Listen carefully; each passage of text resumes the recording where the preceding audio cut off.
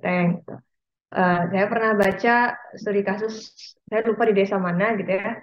Jadi desa tersebut mereka apa namanya udah dibangun suatu fasilitas sanitasi gitu ya, baik itu komunal ataupun individu, tapi rata-rata orangnya nggak nyaman gitu ya untuk buang air di bangunan tersebut gitu. Akhirnya mereka tetap buang airnya di kebun gitu, atau dolmon, model di kebun. Jadi kayak apa namanya itu yang disebut dengan BABS terbuka. Kemudian BABS tertutup. Ini misalnya rumah tangganya dia memiliki fasilitas sanitasi. Apa namanya? Tapi ya tadi buangnya kemana? Buangnya ke kolam atau enggak buangnya dia punya saluran gitu ya, pipa, tapi tersambungnya langsung masuk ke sungai gitu. Sebentar ya, saya ngambil paket dulu.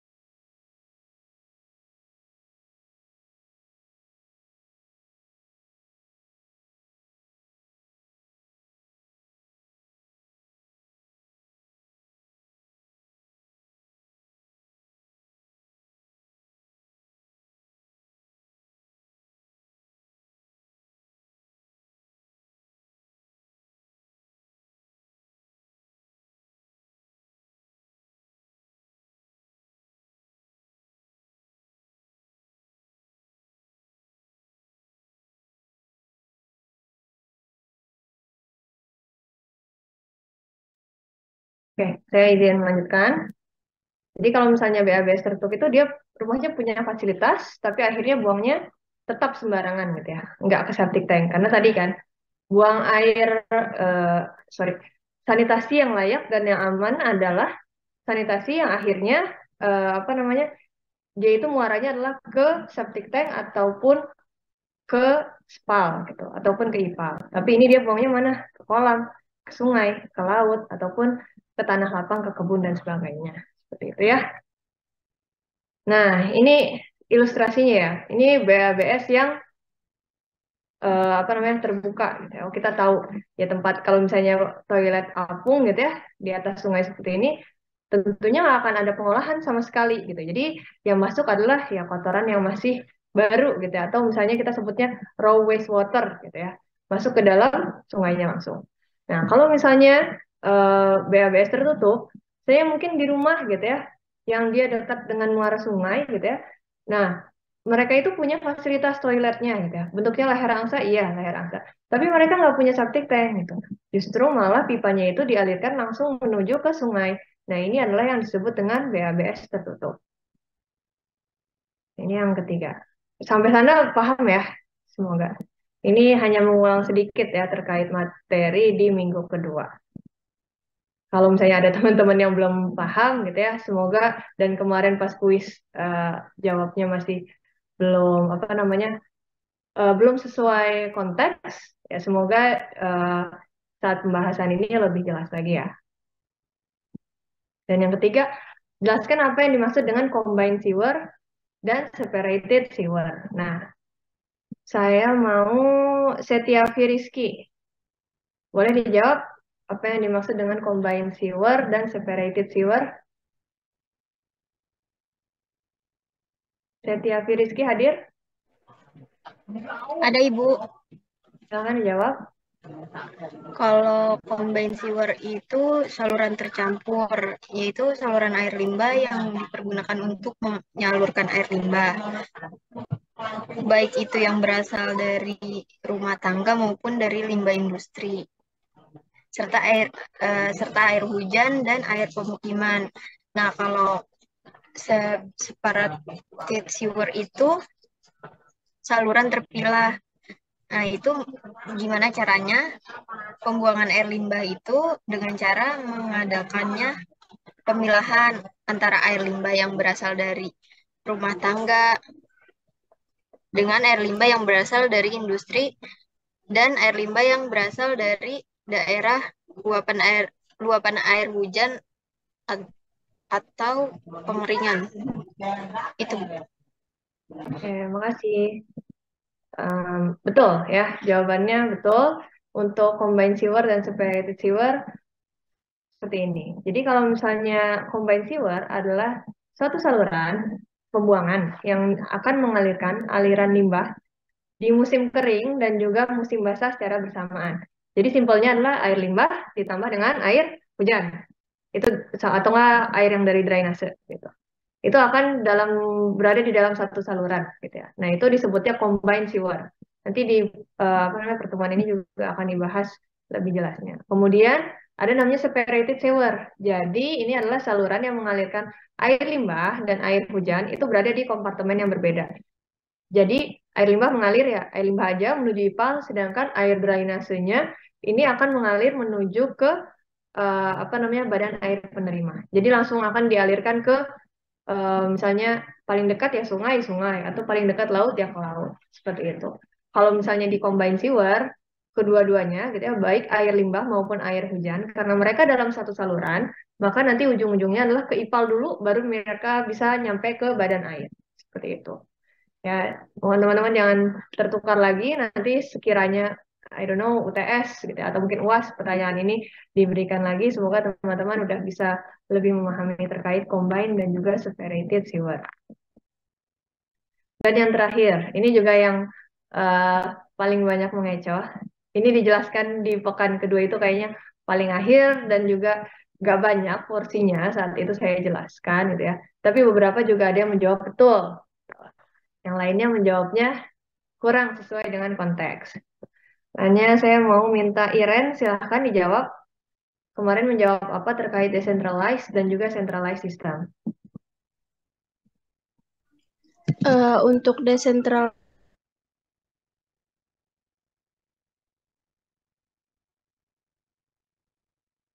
Halo, suaranya kok hilang ya? Atau di saya aja?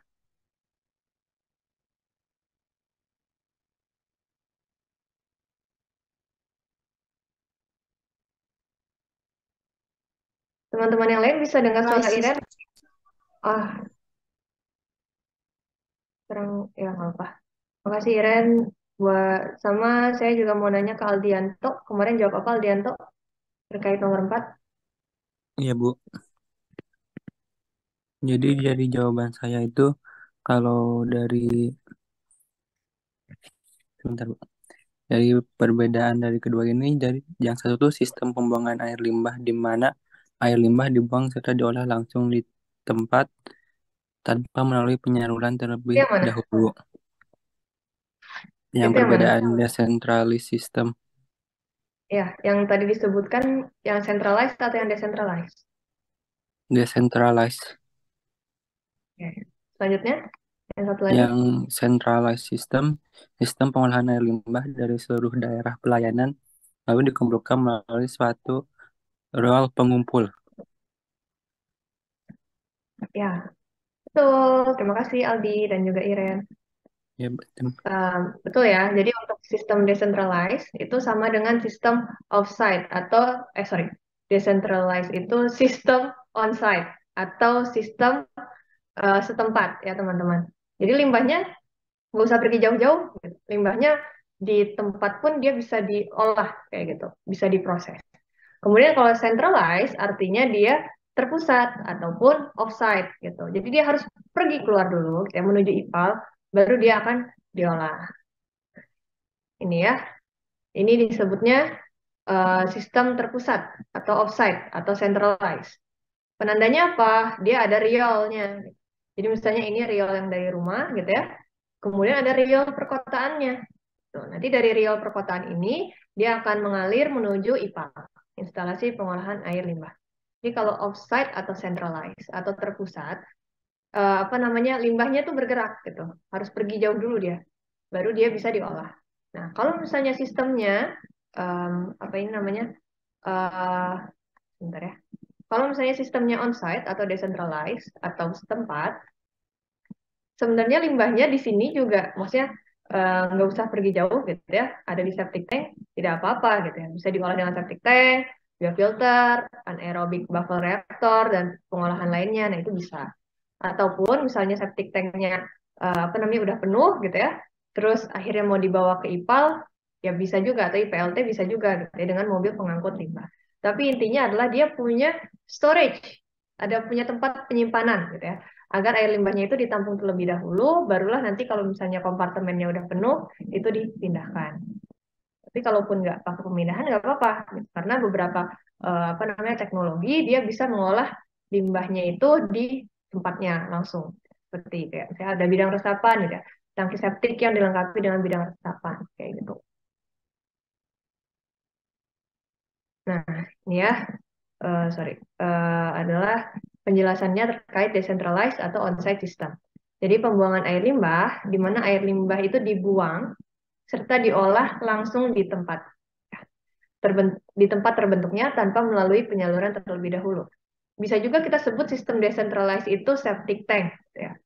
Jadi kalau misalnya teman-teman males, gitu, bukan menghafal sih, yang memahami paragraf sebanyak ini, gitu ya, tulis saja kata kuncinya gitu ya, decentralized sama dengan septic tank. Karena ya rata-rata sistem decentralized itu ya punya kompartemen setempat kan, gitu. Kita nyebutnya septic tank. Sistem ini dipakai jika syarat-syarat teknis lokasi dapat dipenuhi. Kemudian pembiayaan sistem ini umumnya relatif rendah, dapat diaplikasikan pada daerah yang tidak dilayani oleh sistem riol kota atau untuk lingkungan yang masih tersedia lahan pekarangan yang mencukupi. Jadi ya, apa namanya, kondisi untuk sistem ini, pertama bisa jadi dia daerahnya di decentralized ini umumnya lebih di daerah misalnya perkampungan ataupun di desa gitu ya, yang penduduknya nggak terlalu padat. Dan juga masih ada lahan sama untuk membuat septic tank ya. Kalau misalnya apa namanya dibikin, kalau misalnya di daerah yang nggak padat penduduk, tapi dibikin suatu sistemnya adalah dengan riol kota, maka kosnya akan sangat besar, gitu. Karena per rumah harus disambung. Jadi semakin jauh rumahnya juga, gitu ya. Berarti yang dilayani kan sedikit ya. Sementara area pelayanannya misalnya membutuhkan daerah yang cukup luas. Nah, maka itu akan menyebabkan biayanya membengkak gitu ya. Cuma sedikit, tapi kok apa namanya mahal banget gitu. Makanya umumnya ini untuk di daerah yang misalnya perkampungan ataupun pedesaan yang tidak terlalu padat penduduk. Dan juga kalau misalnya sistemnya tadi ya tidak dilayani oleh sistem riol kota. Jadi di kota juga bisa gitu. Misalnya ada daerah yang oh ternyata sistem pelayanan apa namanya air buangannya itu nggak sampai kecamatan mana gitu ya, cuma sampai di kecamatan tertentu aja. Maka ya dan juga misalnya jaraknya terlalu jauh, kayak lebih baik mereka menggunakan decentralized system seperti itu. Ini adalah centralized atau off system ya, offsite system, jadi yang jauh, yang limbahnya dia yang bergerak, adalah sistem pembuangan air limbah dari seluruh daerah pelayanan. Jadi harus ada daerah pelayanannya, dikumpulkan melalui suatu riol pengumpul, kemudian dialirkan dalam riol kota menuju IPAL, dan atau dengan pengenceran tertentu, intercepting sewer. Yang selanjutnya, bila telah memenuhi standar baku mutu, dapat dibuang ke badan air. Jadi ya kayak gitu ya, kalau misalnya centralized itu, apa namanya, kalau tadi decentralized, kata kuncinya tangki septik, kalau ini centralized itu saluran menuju IPA. Ya, riol kota menuju IPA. Itu yang paling menurut saya membuat gambaran paling mudah lah ya, untuk teman-teman biar nggak kebalik-balik antara dua sistem ini. Nah, ini penggambarannya ya, biar lebih mudah lagi. Untuk sistem yang centralized atau sistem terpusat, atau sistem apa namanya offsite, dia itu ada daerah pelayanan tertentu gitu ya. Ada pipa-pipa yang misalnya langsung gitu ya menghubungkan dari tiap rumah, nantinya akan mengalirkan menuju WWTP ataupun IPA. Kalau misalnya decentralized, dia itu lebih kepada misalnya dia cuma di satu rumah ataupun hanya beberapa rumah saja. Bentuknya ini bisa jadi tangki septik komunal, IPAL komunal, tapi perjalanannya nggak akan sejauh apa namanya sistem centralized itu. Nah, ini juga ada penggambaran, maaf gambarnya burem karena yang ada cuma seperti ini, terkait dengan sistem centralized dan juga decentralized, teman-teman. Kalau yang A ini disebut dengan sistem centralized. Jadi misalnya di sini ada gedung pemerintahan, ada perkantoran, ada perumahan, ada apartemen, ada sekolah. Semuanya ini dihubungkan dalam suatu jaringan perpipaan. Jaringan perpipaan ini nantinya akan mengarah kepada centralized WWTP ataupun IPAL terpusatnya per kota. Nah, kalau misalnya apa namanya decentralized, bisa jadi misalnya satu hotel dia punya sistem pengolahan air limbah sendiri, gitu. Umumnya kayak gitu sih. Terus apa namanya ada suatu misalnya local WWTP group of unit, gitu. Jadi misalnya ada juga eh, apa local WWTP group. Jadi kumpulan IPAL gitu ya. Kayak misalnya di apa ya? Ya di suatu apartemen gitu ya, di suatu kawasan tertentu gitu ya. Istilahnya tapi bukan nggak sampai bentuknya kayak perkotaan gitu ya. Dia punya IPAL yang melayani daerah sekitarnya. Seperti itu. Ataupun ada onsite WWT apa namanya wastewater treatment gitu ya. Artinya mungkin tangki septik yang kemarin saya sebutkan dilengkapi dengan bidang resapan ataupun dihubungkan dengan misalnya reaktor gitu ya, anaerobic buffer reaktor itu juga bisa. Nah, ini juga ada namanya development scale WWTP. Bisa juga di ya kawasan kecil lah ya, nggak sangat besar. Nantinya dia akan terlayani gitu ya ke suatu IPAL setempat. Kalau ini tuh salurannya lebih besar lah. Kalau ini eh, dia punya apa namanya pengolahan di tempat. Jadi limbahnya nggak pergi jauh-jauh. Kalau misalnya dilihat berdasarkan pembiayaan ya, ini cost semakin kanan semakin mahal, semakin atas itu semakin convenience itu kenyamanan atau kemudahan ya. Semakin atas itu semakin mudah. Nah, kalau onsite gitu ya, dia mudah, dia murah, murah tapi tidak terlalu mudah sebenarnya ya. Nah, kenapa? Karena ya apa namanya? Karena pembuatannya tidak mahal gitu. Dia melayaninya hanya sebagian apa namanya sedikit lah ya. Misalnya cuma satu rumah gitu. Satu rumah dihuni oleh berapa orang. Berarti pelayanannya tidak terlalu besar gitu ya. Jadi pembiayaannya juga bisa lebih murah, tapi tidak nyamannya gimana? Karena tiap tahun harus di-maintain gitu ya. Di-maintain dengan apa? Ya kalau misalnya udah terlalu penuh, berarti harus disedot seperti itu. Dan itu juga tergantung berapa balik balik lagi ya berapa yang menghuni atau menggunakan apa namanya fasilitas sanitasinya. Tuh. Eh, kemudian di apa namanya ada namanya Dewats. Dewats ini kayak dia tuh ada septic tank tapi bentuknya komunal. Dia melayani tapi hanya sebagian, nggak terlalu besar lah wilayahnya. Nah ini apa namanya em, kadang dia bisa nggak membutuhkan, maksudnya dia dia pastinya dibandingkan sistem konvensional gitu ya, atau centralized akan membutuhkan biaya pembangunan gitu ya, yang lebih besar dari sistem onsite, tapi nggak semahal ini. Nah, pengolahannya juga dilakukan secara setempat gitu ya. Mungkin ini kelolanya bukan sama pemerintah, tapi oleh masyarakat gitu ya, bisa swadaya ataupun misalnya bisa dengan skema-skema pembiayaan lainnya. Tapi yang pasti ya tujuannya sama tadi untuk mencegah eh, dibuangnya air limbah yang masih raw gitu ya em, ke badan air. Gitu. Kalau misalnya, jadi ya apa namanya, ini enaknya gitu ya. Misalnya ada perumahan yang dia em, apa ya, yang misalnya kurang termasuk ekonomi yang lebih rendah gitu atau kurang mampu. Tapi misalnya oleh masyarakat gitu ya di sekitarnya itu tuh bisa ditunjang atau disubsidi gitu bersama. Karena kenapa? Concernnya tadi yang penting limbahnya nggak sampai kebuang sembarangan ke apa namanya badan air sehingga badan airnya bisa terjaga.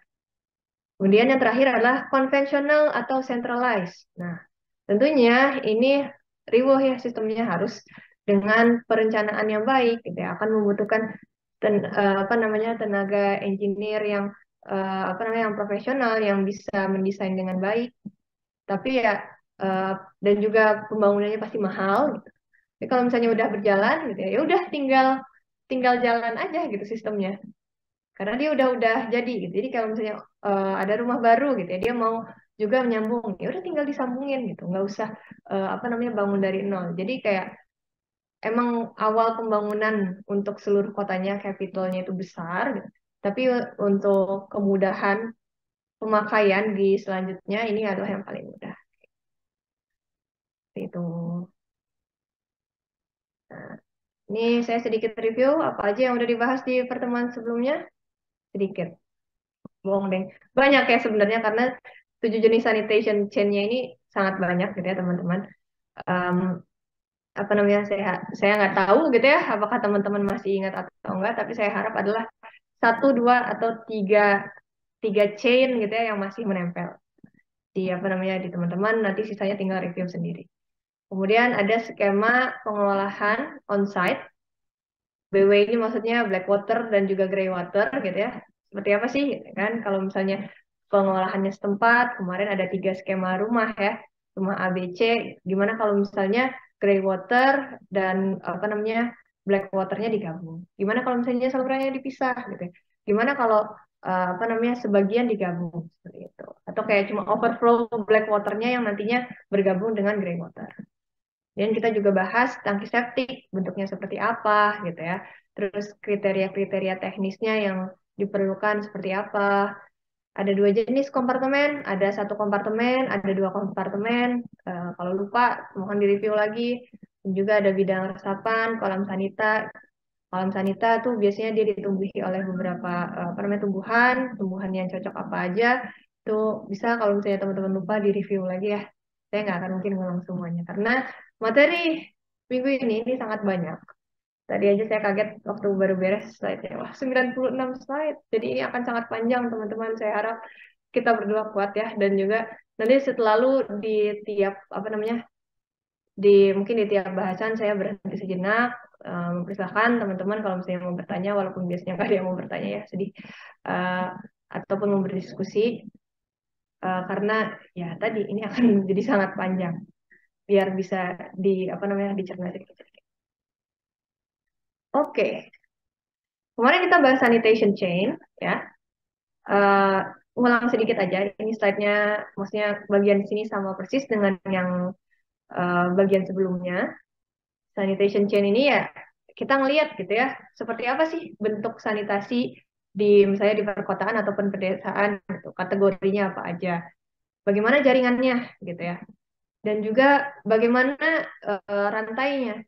Jadi dari awal gitu ya, dari sistem pengumpulan seperti apa, kemudian kalau misalnya dia udah penuh, dikosongkannya seperti apa gitu ya. Kalau dia udah kosong, ditransfernya seperti apa, dan nanti kalau misalnya udah ditransfer, sludge-nya atau lumpurnya itu mau diapain gitu. Sampai akhirnya jadi produk apa namanya? Produk yang di harvest-nya atau yang diambilnya itu dimanfaatkannya jadi apa? Apakah dibuang gitu kan? Apakah nutrisinya digunakan ataukah apa namanya? Dijadikan untuk zat yang nantinya memperbaiki kondisi tanah? Itu tergantung gitu. Tergantung dari sistem apa namanya tadi chain atau rantai sanitasi apa yang kita pergunakan. Kemarin juga ada bahasan terkait apa namanya technical consideration atau apa namanya pertimbangan teknis yang perlu kita pikirkan ya. Kira-kira sistem ini tuh cocoknya digunakan di daerah yang seperti apa? Siapa yang kira-kira membutuhkan? Biayanya semahal apa? Itu juga kemarin dibahas. Lalu apa lagi? Mohon review sendiri karena slide-nya juga sudah saya berikan ya. Nah, ini ya, kemarin kita udah bahas nomor 1 sampai 7. Itu ada single pit, ada waterless pit without sludge production, ada yang power flush. Gitu. Beberapa sistem dia nggak membutuhkan air, alias apa? Dry toilet gitu. Dry toilet seperti apa? Ya, tentunya nanti akan ada berbeda gitu ya produknya dengan yang water based toilet. Gitu. Kalau water based ya pasti dia akan menghasilkan black water. Kalau dry toilet umumnya dia akan menghasilkannya ekskreta. Nah, untuk sistem terpusat, di sini cuma ada 2 ya pembahasan sanitation chain-nya, sedikit sekali.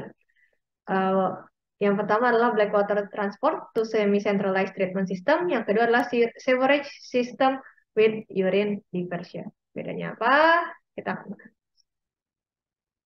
Nah, ini black water transport ya, semi-centralized, jadi semi-centralized ataupun centralized ya, si seminya bisa dihapuskan, treatment system. Nah, kalau di sini apa aja yang apa namanya inputnya apa? Umumnya inputnya feces, urin dan juga flash water ya. 3 hal ini. Ya kadang ada juga apa namanya anal cleansing water ya kalau misalnya di negara yang biasa menggunakan air untuk ceboknya, itu akan ada juga anal cleansing water gitu ya, dry cleansing material gitu. Kadang misalnya negara kayak misalnya Amerika gitu ya, mereka nggak biasa cebok pakai air, pakai tisu gitu ya. Tisunya kalau misalnya di beberapa negara dia memperbolehkan membuang gitu ya tisu itu langsung ke toilet, tapi ada juga yang melarang. Kalau di Amerika kalau nggak salah nggak apa-apa gitu ya, karena nantinya di IPAL-nya itu mereka punya sistem sendiri. Ada apa namanya? Ini malah nyambung ke IPAL tapi nggak apa-apa.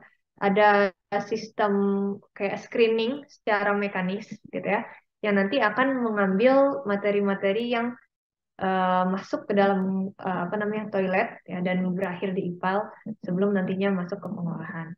Gitu. User interface-nya dia bisa power flush. Power flush apa ya? Ya artinya ada flush-nya ya gitu ya. Nanti air untuk menggelontorkannya masuk dan ataupun ada cistern flush toilet.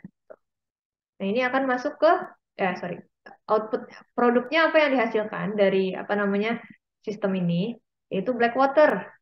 Black waternya nanti akan langsung nggak perlu dikolek gitu ya. Dia akan masuk ke ke saluran conveyance itu bukan penyimpanan ya. Conveyance itu adalah saluran yang mentransportasikan gitu, ke gravity sewer ataupun ke simplified sewer gitu. Nah, kalau misalnya tadi sewernya atau saluran pembuangannya itu bercampur antara em, dia misalnya menerima rainwater gitu ya, storm water kan di sini.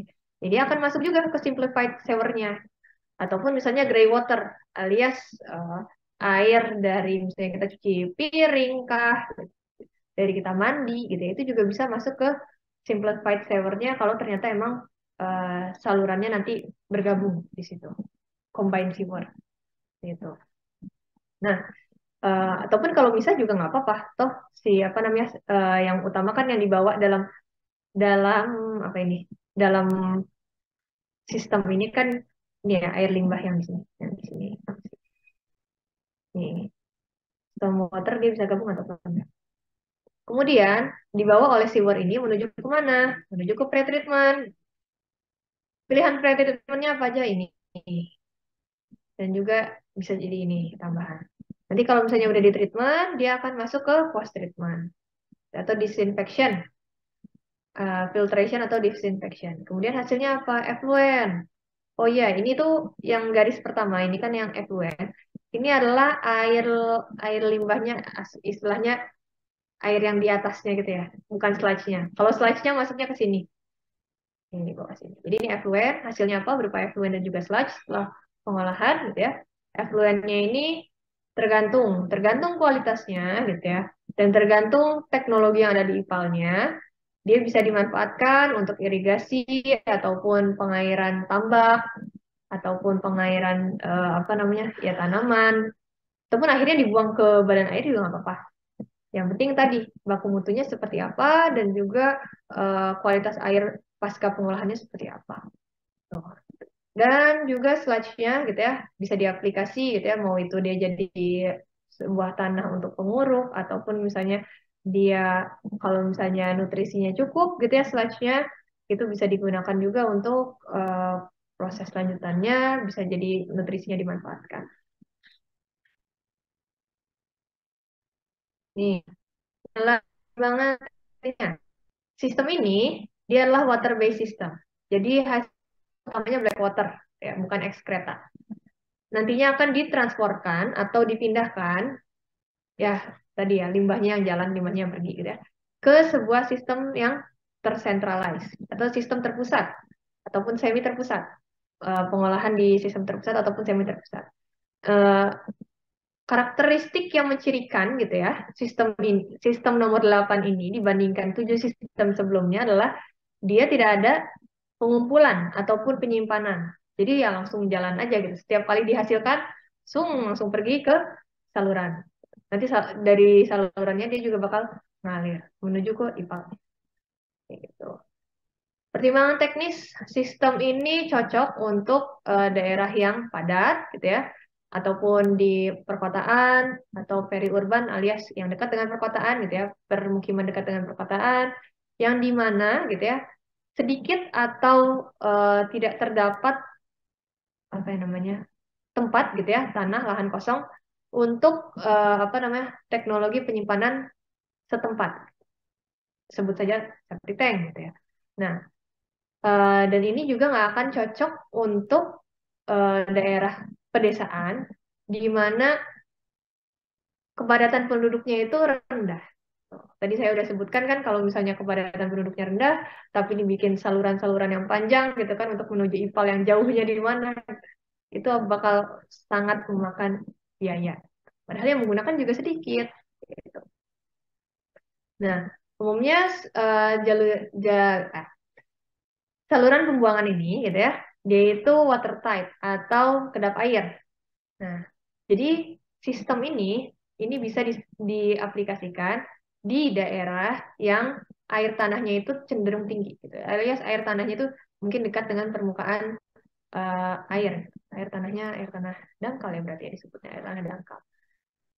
Kemudian perlu adanya constant supply of water. Jadi harus ada air terus gitu ya. Supaya apa namanya? Supaya si salurannya ini nggak mandek. Jadi kalau bisa ya tadi kan, kalau ketika misalnya penduduknya banyak, yang menggunakan banyak, tentunya yang nge-flush juga banyak. Jadi ada selalu air untuk padatannya itu bisa bergerak. Kalau enggak ya mandek, dia jadi tersedimen dalam salurannya kayak gitu. Capital investment atau modal untuk sistem ini bisa jadi sangat tinggi. Jadinya pengguna atau user mereka itu harus membayar gitu ya biaya penggunaannya untuk sistem ini dan juga maintenance. Nah, sistem ini eh, paling cocok diaplikasikan ketika lokasinya itu memiliki kemauan dan juga kemampuan membayar yang tinggi, baik itu untuk kapitalnya alias untuk modal pembangunan awal ataupun biaya maintenance-nya. Nah, dan juga sistem itu cocoknya di daerah yang dia mempunyai IPAL, gitu ya, IPAL terdekat gitu, atau yang sudah dilayani oleh IPAL, dan si IPAL itu masih memiliki kapasitas untuk menerima aliran limbah tambahan. Jadi kalau misalnya IPAL-nya udah penuh, tapi kita pengen bikin sistem centralized, ya nggak bisa. Gitu. Kenapa? Karena ya siapa yang mau menerima gitu. IPAL-nya aja tadi udah misalnya apa namanya overload, gitu. Atau misalnya kelebihan beban, kan nggak mungkin. Gitu. Ini cocoknya tadi daerah yang orang-orangnya mau dan mampu bayar, daerahnya juga udah misalnya dekat dengan IPAL dan IPAL-nya juga bisa menerima. Gitu. Habis itu ada yang mau ditanyakan? Masih bisa dipahami lah ya, masih pagi, masih awal maksudnya. Dan ini yang terakhir ya, terakhir.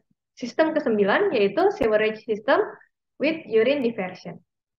Sebenarnya ini sama aja gitu ya, dengan sistem yang tadi, tambahannya ini doang nih, jalur yang ini.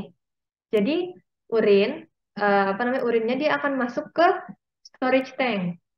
Nah ini nanti disimpan dan juga bisa dimanfaatkan. Misalnya bisa di-harvest gitu, baru nanti diaplikasikan. Sisanya itu sama persis. Terus siapa dong yang cocok untuk menggunakan sistem ini? Jadi sistem ini itu em, apa ya namanya akan membutuhkan namanya UDFT, yaitu urine diverting flush toilet. Jadi toiletnya itu khusus. Kalau misalnya biasanya kita lihat toilet gitu ya, cuma satu kompartemennya gitu ya yang di belakang. Kalau ini kompartemen, sorry, ada satu lubang gitu ya di belakang untuk lubang kotoran yang nantinya mau terhubung ke leher angsa. Kalau ini ada dua, jadi depan dan belakang. Yang depan itu untuk urin gitu. Jadi urinnya dia akan masuk ke saluran yang depan. Nah, saluran ini disebutnya dengan UDFT. Tadi urine diverting flush toilet. Dan juga membutuhkan ya tentunya jaringan ini ya perpipaan. UDFT ini dia akan uh, memungkinkan gitu ya kita mengkolek urin tanpa air gitu. Jadi nggak perlu maksudnya udah pas udah buang air kecil gitu ya. Nah nggak usah nge-flush apa juga ya bakal mengalir sendiri urinnya menuju ke storage tanknya. Gitu. Nah, terus juga airnya, air yang digunakan, ini kan sistemnya sistem basah alias sistem yang membutuhkan air flushing, air pengelontoran. Air flushingnya itu hanya digunakan untuk memflush feces gitu. Nah, nantinya brown water itu akan dibawa menuju ke IPAL eh, IPAL setempatnya. Ya gimana ya? Semi centralized treatment facility ataupun centralized treatment facility-nya. Using a sewer. Ini ketinggalan lagi sewer. Nah, jadi kalau misalnya yang tadi kan black water ya di sini. Jadi si apa namanya air fesesnya itu bercampur dengan urin. Kalau ini dia nggak jadi black, dia jadinya brown aja, brown water dan juga urine. Tuh. Nah, technical consideration-nya apa? Gitu ya. Sistem ini tuh paling cocok ketika ada kebutuhan untuk memisahkan urin, gitu ya. Ataupun misalnya kawasan itu tuh emang pengen gitu ya, urinnya tuh dimanfaatkan. Dan juga apa namanya, sebentar. Dan juga sistem ini itu nantinya bisa diaplikasikan di daerah perkotaan maupun peri-urban, alias di dekat perkotaan ya, tapi bukan di perkotaannya banget. Ini nggak akan cocok untuk rural areas, area alias daerah pedesaan gitu ya, yang tadi kepadatan penduduknya rendah. Kenapa? Karena walaupun misah kayak gini ya, dia tetap butuh nantinya jaringan menuju ke IPAL gitu ya, jaringan terpusat. Tuh. Jadi kalau misalnya apa namanya penduduknya sedikit, jangan dipakai. Nah, karena ini pakai sewer network gitu ya, dia bisa diaplikasikan juga di daerah yang air tanahnya tuh cenderung dangkal.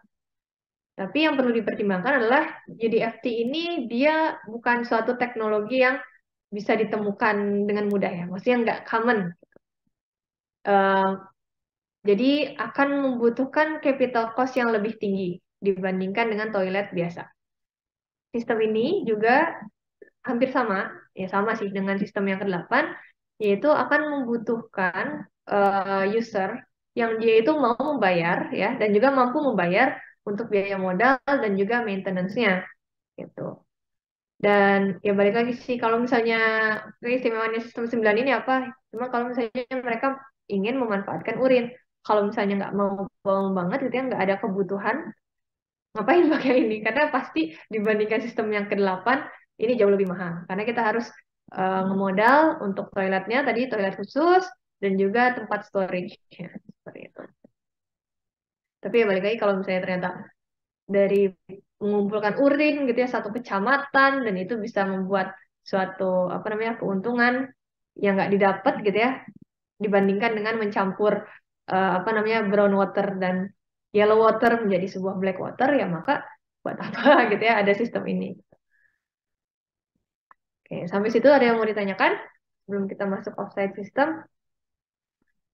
Ini panjang loh soalnya ceritanya. Saya istirahatkan dulu 1 sampai 2 menit ya. Sampai jam, oh ada ya. Sampai 13.25. Silakan teman-teman. Kalau tadi ada yang nyatat-nyatat tinggal atau ada yang mau bertanya atau masih merenungkan, maka saya silakan. 2 menit.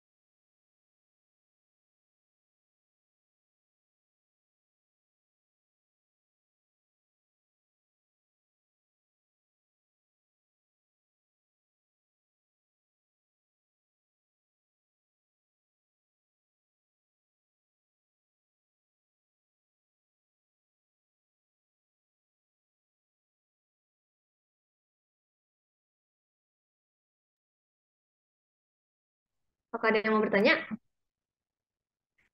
Ya, semoga masih bisa diikuti ya teman-teman ya. Terkait tadi dua sanitation chain yang saya bahas. Selanjutnya kita akan masuk ke offsite system.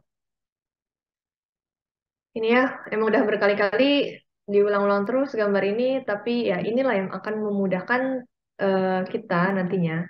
Kalau misalnya masih kegocek di sini alias masih belum memahami ini, akan rumit buat kita memahami pembahasan selanjutnya. Yang terpusat yang mana? Yang atas ya, tentu. Nah, ini jadi kita akan membahas kira-kira bentuknya seperti apa aja sih. Kalau misalnya tadi Aldi bilang gitu ya, dari ada riol pengumpul dulu, baru nanti dia masuk ke riol perkotaan. Seperti apa riol pengumpul dan riol perkotaan itu?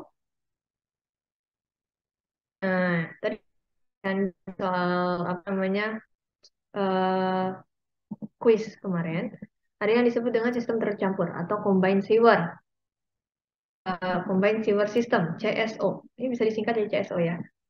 Air limbah dan limpasan air hujan itu disalurkan dalam satu riol yang sama. Sistem ini cocok untuk daerah dengan fluktuasi debit air limbah dan air hujan saat musim kemarau musim hujannya relatif kecil.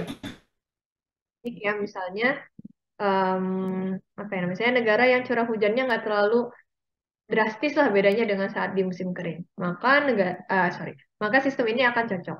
Kalau misalnya terlalu drastis, ya susah. Nanti apa namanya bisa berdampak kepada overflow air limbah terus-menerus gitu kan. Kalau overflow kan jadi kayak apa emang sih limbahnya tuh ada pengencerannya. Tapi maupun ada pengenceran tetap gimana ya? Tetap limbahnya tuh belum diolah gitu. Jadi sehingga yang diharapkan gitu ya kalau misalnya sistem ini dipakai ini untuk negara yang ketika hujan dan juga ketika musim keringnya itu nggak terlalu drastis perbedaannya. Jadi pas musim kering dia tetap bisa mengalir dan pas hujan ya yang overflow itu nggak terlalu banyak. Nah ini ya, contohnya combined sewer system ketika dry season, ini eh, dia tergabung gitu ya.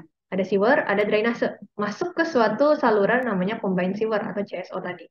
Dari CSO ini, kan kalau misalnya air hujan ya, ataupun ya pokoknya air hujan dia udah masuk ke combine nggak jadi deh dia nanti di sini ketika musim kering dia akan masuk air limbahnya aja ke combine sewer ini masuk dengan debit yang diketahui gitu ya debit yang bisa diukur lah ya kira-kira maksimalnya berapa minimalnya berapa rata-ratanya berapa jadi dia masuk terus dia mengalir ke aliran yang mengarah ke IPAL setelah diolah di IPAL nanti buangannya yang udah sesuai memenuhi dengan baku mutu baru bisa dibuang ke badan air.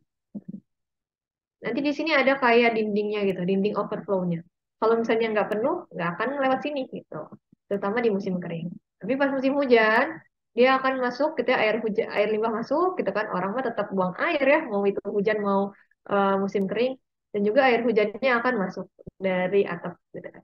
Atap, nanti ke dalam suatu saluran disebutnya combined sewer.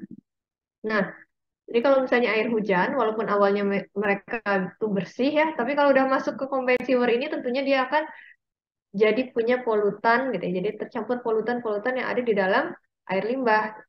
Alias dia minimal satu aja, pasti dia punya apa namanya tercemar mikroorganisme patogen kayak gitu. Nah, yang kayak gitu kan berbahaya ya, maksudnya jika langsung dibuang ke badan air, jadi apa namanya akan tetap masuk gitu ya ke combined sewer ini. Terus untuk aliran yang apa namanya yang muat gitu ya masuk ke aliran menuju IPAL ini dia akan masuk ke IPAL. Sedangkan yang overflow gitu. Jadi overflow ini tentunya dia udah terencerkan juga ya oleh air hujan. Jadi nggak sepekat yang awal. Dia overflow-nya akan mengalir menuju outfall-nya ini atau badan air. Tentu tentu saja debit yang dialirkan di sini diharapkan sedikit ya, nggak banyak maksudnya ketika musim hujannya tinggi gitu ya di suatu negara gitu setinggi tingginya adalah nggak semuanya nggak sampai alirannya itu penuh gitu dan mengalir lebih banyak mengalir ke sini gitu ya dibanding ke ipalnya. Di situ apakah dipahami? Semoga belum ada yang bingung ya. Dan ada yang namanya sistem terpisah atau separated sewer system (SSO). Nah, limbah separated sewer system ini atau SSO, air limbahnya dia itu punya jalur sendiri. Ya, air limbah nih yang dari perumahan, ini rumah dia punya misalnya anggaplah toilet, dia toiletnya nanti dia akan ngebuang, nge-flushing, masuk ke sebuah riol gitu ya, riol khusus untuk air limbahnya. Ini sanitary pipe disebutnya atau sanitary sewer. Disalurkan tersendiri dalam jaringan riol tertutup. Sedangkan limpasan air hujan disalurkan tersendiri dalam saluran drainase khusus untuk air hujan.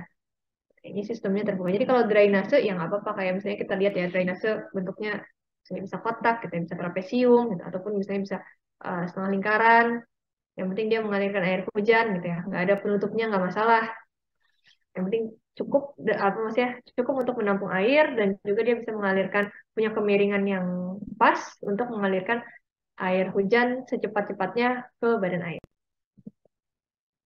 Nah, dan ini cocok diaplikasikan di daerah yang memiliki fluktuasi debit limbah cair dan limpasan air hujan saat musim kemarau dan musim hujannya itu relatif besar. Jadi kalau misalnya pas musim hujan dia rendah banget, tapi misalnya musim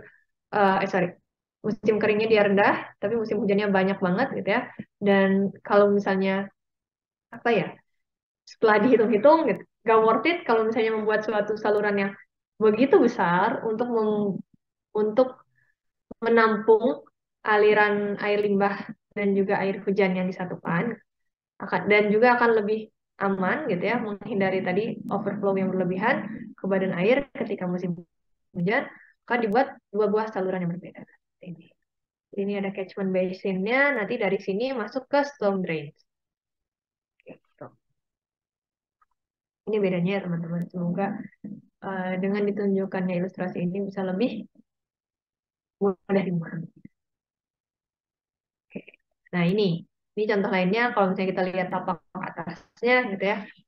Ini wastewater misalnya ada toilet dia di dalam sini dia nge-flushing, dia masuk ke suatu combined system ya berarti air yang misalnya dari atap gitu ya, dan misalnya dari hujan, dia juga akan dialirkan menuju ke uh, satu saluran yang sama. Kalau misalnya separated system, ada saluran untuk air limbah sendiri dan juga ada saluran untuk air hujan sendiri. Ini perbandingan combined sewer dan juga separated sewer ketika musim hujan dan juga musim kering. Kalau combined sewer, nah ini kan dia ada damnya alias ada struktur yang menahan gitu ya. Jadi yang lewat tuh hanya air overflow aja, enggak seluruh airnya. Dia akan kosong gitu ya ketika musim hujan ketika musim kering yang mengalir hanya air limbah dari perumahan misalnya, tapi ketika hujan akan ada tambahan gitu ya, debit tambahan yaitu dari air hujannya. Nah, nanti air limbah tetap masuk dan air hujan juga masuk. Mereka mengalami pengenceran gitu ya. Terus sebagian akan masuk ke aliran yang menuju IPAL, sebagian lagi yang overflow dia akan langsung dialirkan ke badan air. Kalau untuk separate sewer gitu atau sanitary sewer overflow, mereka punya dua sistem yang berbeda. Gitu. Storm sewer alias air hujannya air hujan sendiri, air limbah sendiri. Gitu. Mereka nggak akan pernah bertemu, baik itu di musim kering ataupun musim hujan. Gitu. Ya, kalau ini tentu aja pertimbangannya tadi ya. Kalau misalnya bikin satu saluran ternyata lebih mahal, ya udah bikin dua saluran aja. Karena debit di ketika kering dan ketika basahnya itu sangat jauh banget.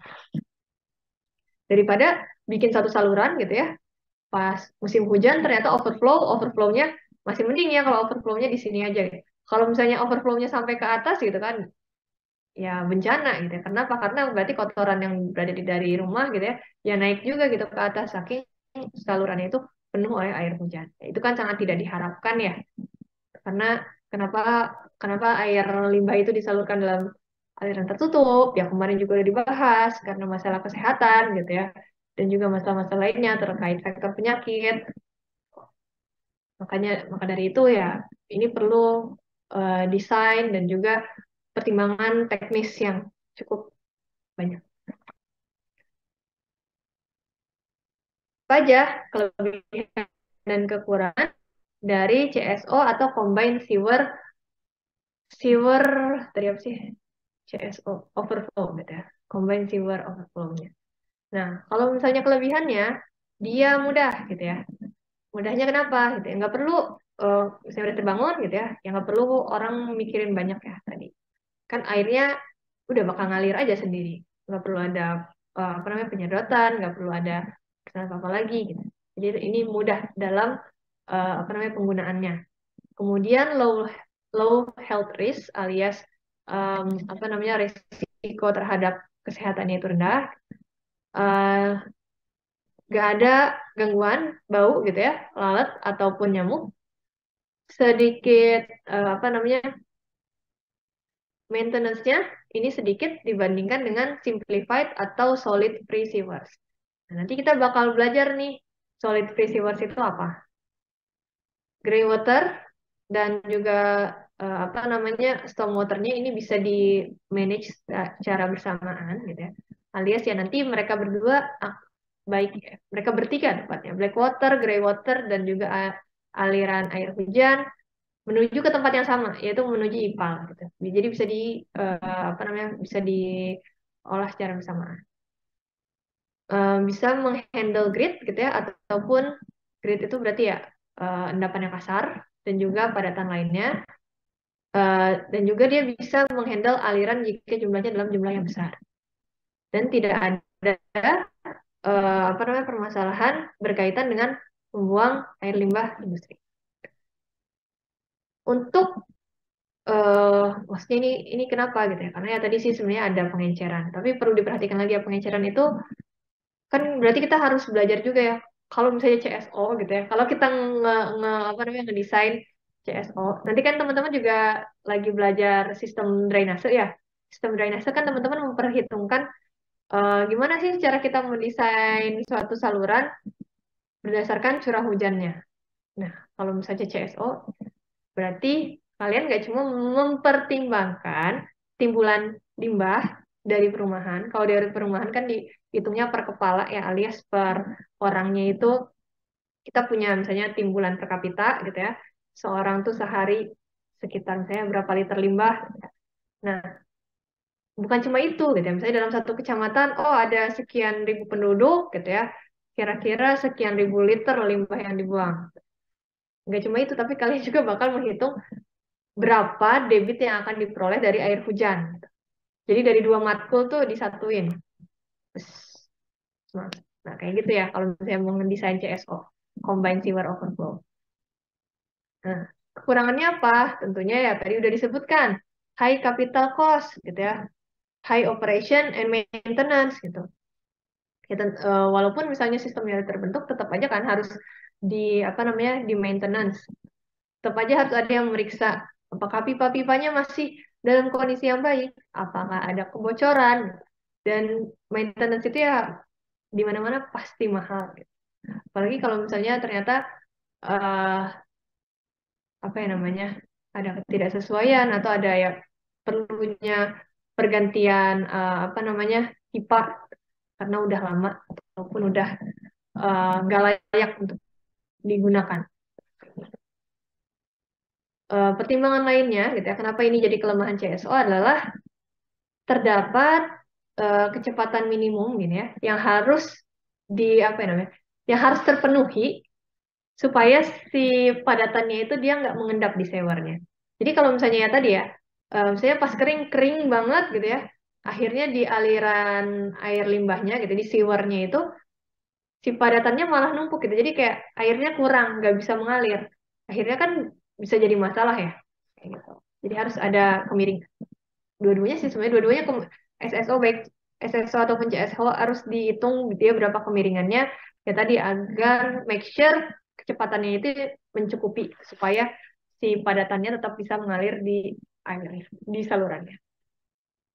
Dan ini akan membutuhkan apa namanya excavation, pengerukan ya, alias ya pengerukan yang cukup dalam untuk menanam pipa yang besar ya.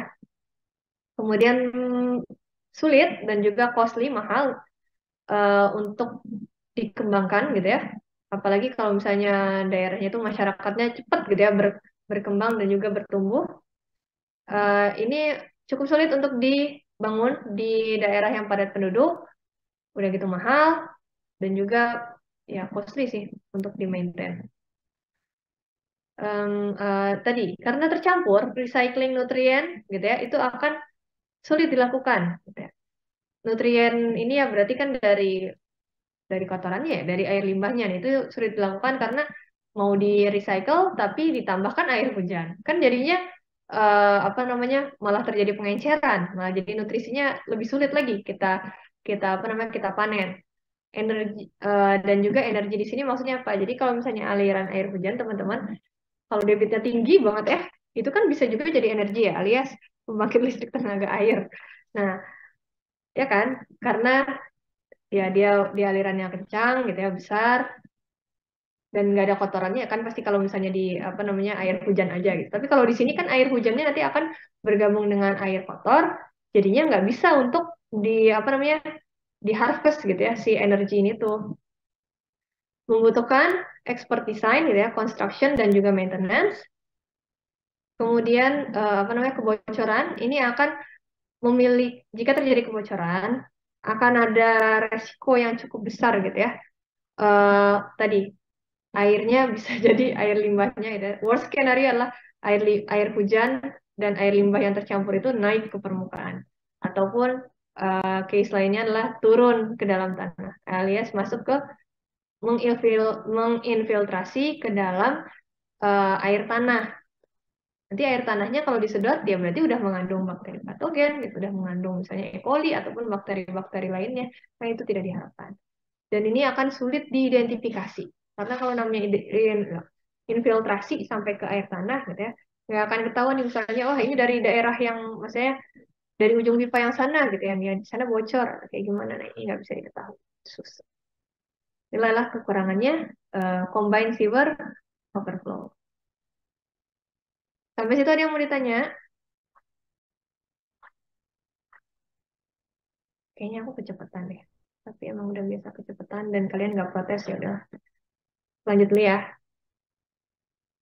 Nah, ini adalah kalau tadi kita bahasnya tentang CSO atau Combined Sewer Overflow, ini kita akan bahas terkait SSO atau Separated System Overflow. Nah, ya dua-duanya tadi disebut sebenarnya yang tadi mahal gitu. Yang ini juga sama aja sih mahal gitu ya. Tapi apa aja sih sebenarnya kelebihan ya dari SSO yang mungkin nggak ada di CSO tadi gitu, yang nggak ditawarkan di CSO. Kelebihannya adalah uh, surface runoff alias limpasan air hujan, terus juga gray water, gitu ya, black water itu bisa di manage atau bisa dikelola secara terpisah. Jadi ya tadi air limpasan hujannya dia nggak akan terkontaminasi oleh air limbah. Gitu ya. Nah, kadang kalau gray water sama black water bisa jadi masih digabung gitu ya di apa namanya SSO. Jadi cuman air limbah sama air hujan aja. Tapi juga bisa dipisah gitu misalnya. Oh, ya udah biar apa namanya nutrisi yang di air yang di gray water ya gray water aja gitu ya. Jangan sampai nyatu sama black water karena ya tadi kalau udah nyatu sama black water dia nggak akan bisa di apa namanya dia udah terkontaminasi sama sama apa ya, sama bakteri patogen jadi dan juga malah nutrisinya tadi itu kan terencerkan kayak gitu. Tapi kalau misalnya mau digabung juga nggak bisa lah ya udah berarti wastewater sama runoff. Ini ada kemungkinan untuk dikelola secara terpisah dan tidak saling mengkontaminasi satu sama lain.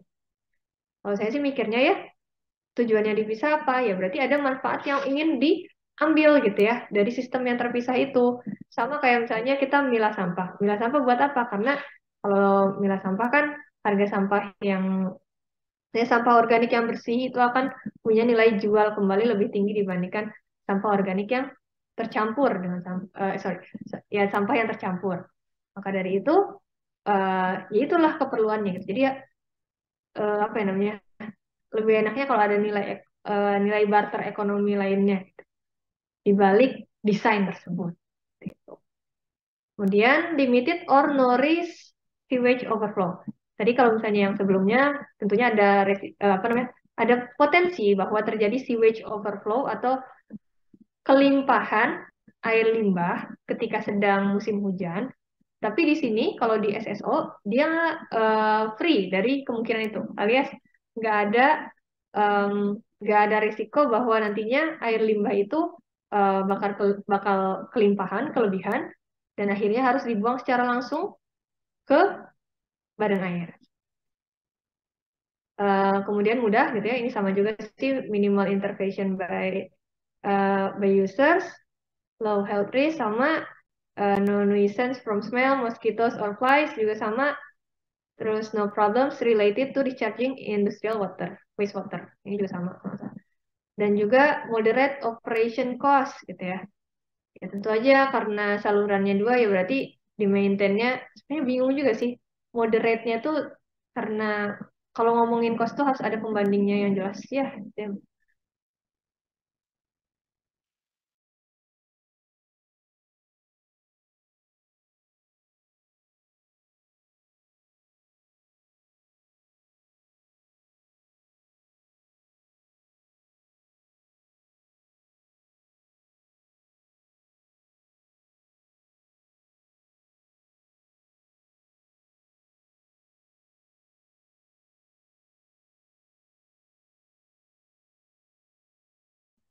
Terputus sebentar ya.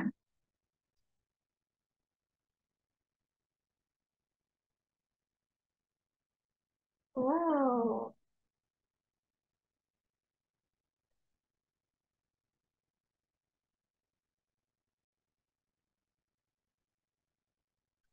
Oke, udah muncul lagi. Kalau misalnya terkait moderate operation cost, tentunya cost itu akan lebih make sense dibahas kalau misalnya emang udah ada datanya terkait dari pembangunan dan juga operation gitu ya. Berarti maintenance-nya gitu ya, misalnya pergantiannya. Karena kalau saya mikirnya, wah dua saluran nih gitu kan. Kalau di pertimbangannya adalah cuma si saluran limbahnya, ya mungkin iya moderate dibandingkan yang combine. Tapi kalau misalnya ternyata yang di maintenance adalah dua-duanya gitu ya, saluran yang terpisahnya baik itu drainase dan juga air limbah, ataupun misalnya gray water, black water, dan juga air apa namanya, air hujannya, kayak pasti tetap tinggi sih gitu. Jadi ini harus dilihat juga perbandingannya itu terhadap apa. Kemudian surface runoff and rainwater can be reused gitu ya. Jadi air limpasan hujannya gitu ya, atau air hujannya bisa digunakan kembali, mau itu untuk apa namanya, mengairi hmm, landscaping ya, landscaping ataupun mengairi wilayah pertanian, agrikultur. Setelah dilakukan apa namanya, pengolahan secara sederhana air limbah yang ada tinjaunya gitu. Kekurangannya gitu ya, dia akan membutuhkan reliable supply of pipe water, alias ya sama sih kayak yang tadi, kalau misalnya alirannya cuma air limbah gitu ya, perlu diperhatikan bahwa ketika yang mengalir cuma air limbah, itu padatannya bisa tetap melayang atau bisa tetap mengalir sampai ke IPAL. Kalau air yang membentuk sedimen ya gimana dong, nggak akan ngalir sampai IPAL, akan tertahan. Nah, itu akan menjadikan suatu masalah. Kemudian ini akan sulit dikonstruk atau dibangun di daerah yang padat penduduk, sama aja kayak yang tadi juga. Padat penduduknya yang mepet banget barunya. Dan akan memiliki biaya yang tinggi untuk di-maintain.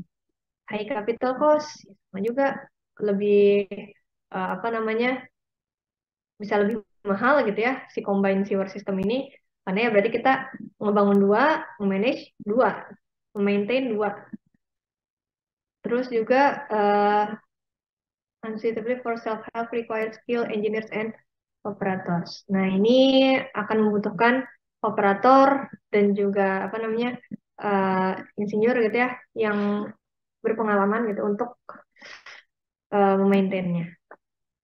Akan adanya kebutuhan pumping gitu ya, atau perpompaan pada kawasan yang pada tanahnya yang datar, bisa tadi ini juga udah disebut sih, bisa muncul permasalahan terkait dengan pengendapan gitu, atau kerusakan dari pumping equipment, peralatan pompa, peralatan perpompaan, serta oke, dibutuhkannya pengolahan yang apa namanya, yang mencukupi, yang memadai gitu ya, ataupun pembuangan gitu ya, yang apa namanya, yang bisa memfasilitasi large point source discharge. Dan terakhir adalah apa namanya, high risk of water pollution by accident. Oke, sampai situ dulu ada yang mau ditanyakan? Nah, ya, saya kasih waktu 3 menit ya, teman-teman. Mau bertanya, mau berdiskusi, ataupun yang lainnya. Ya,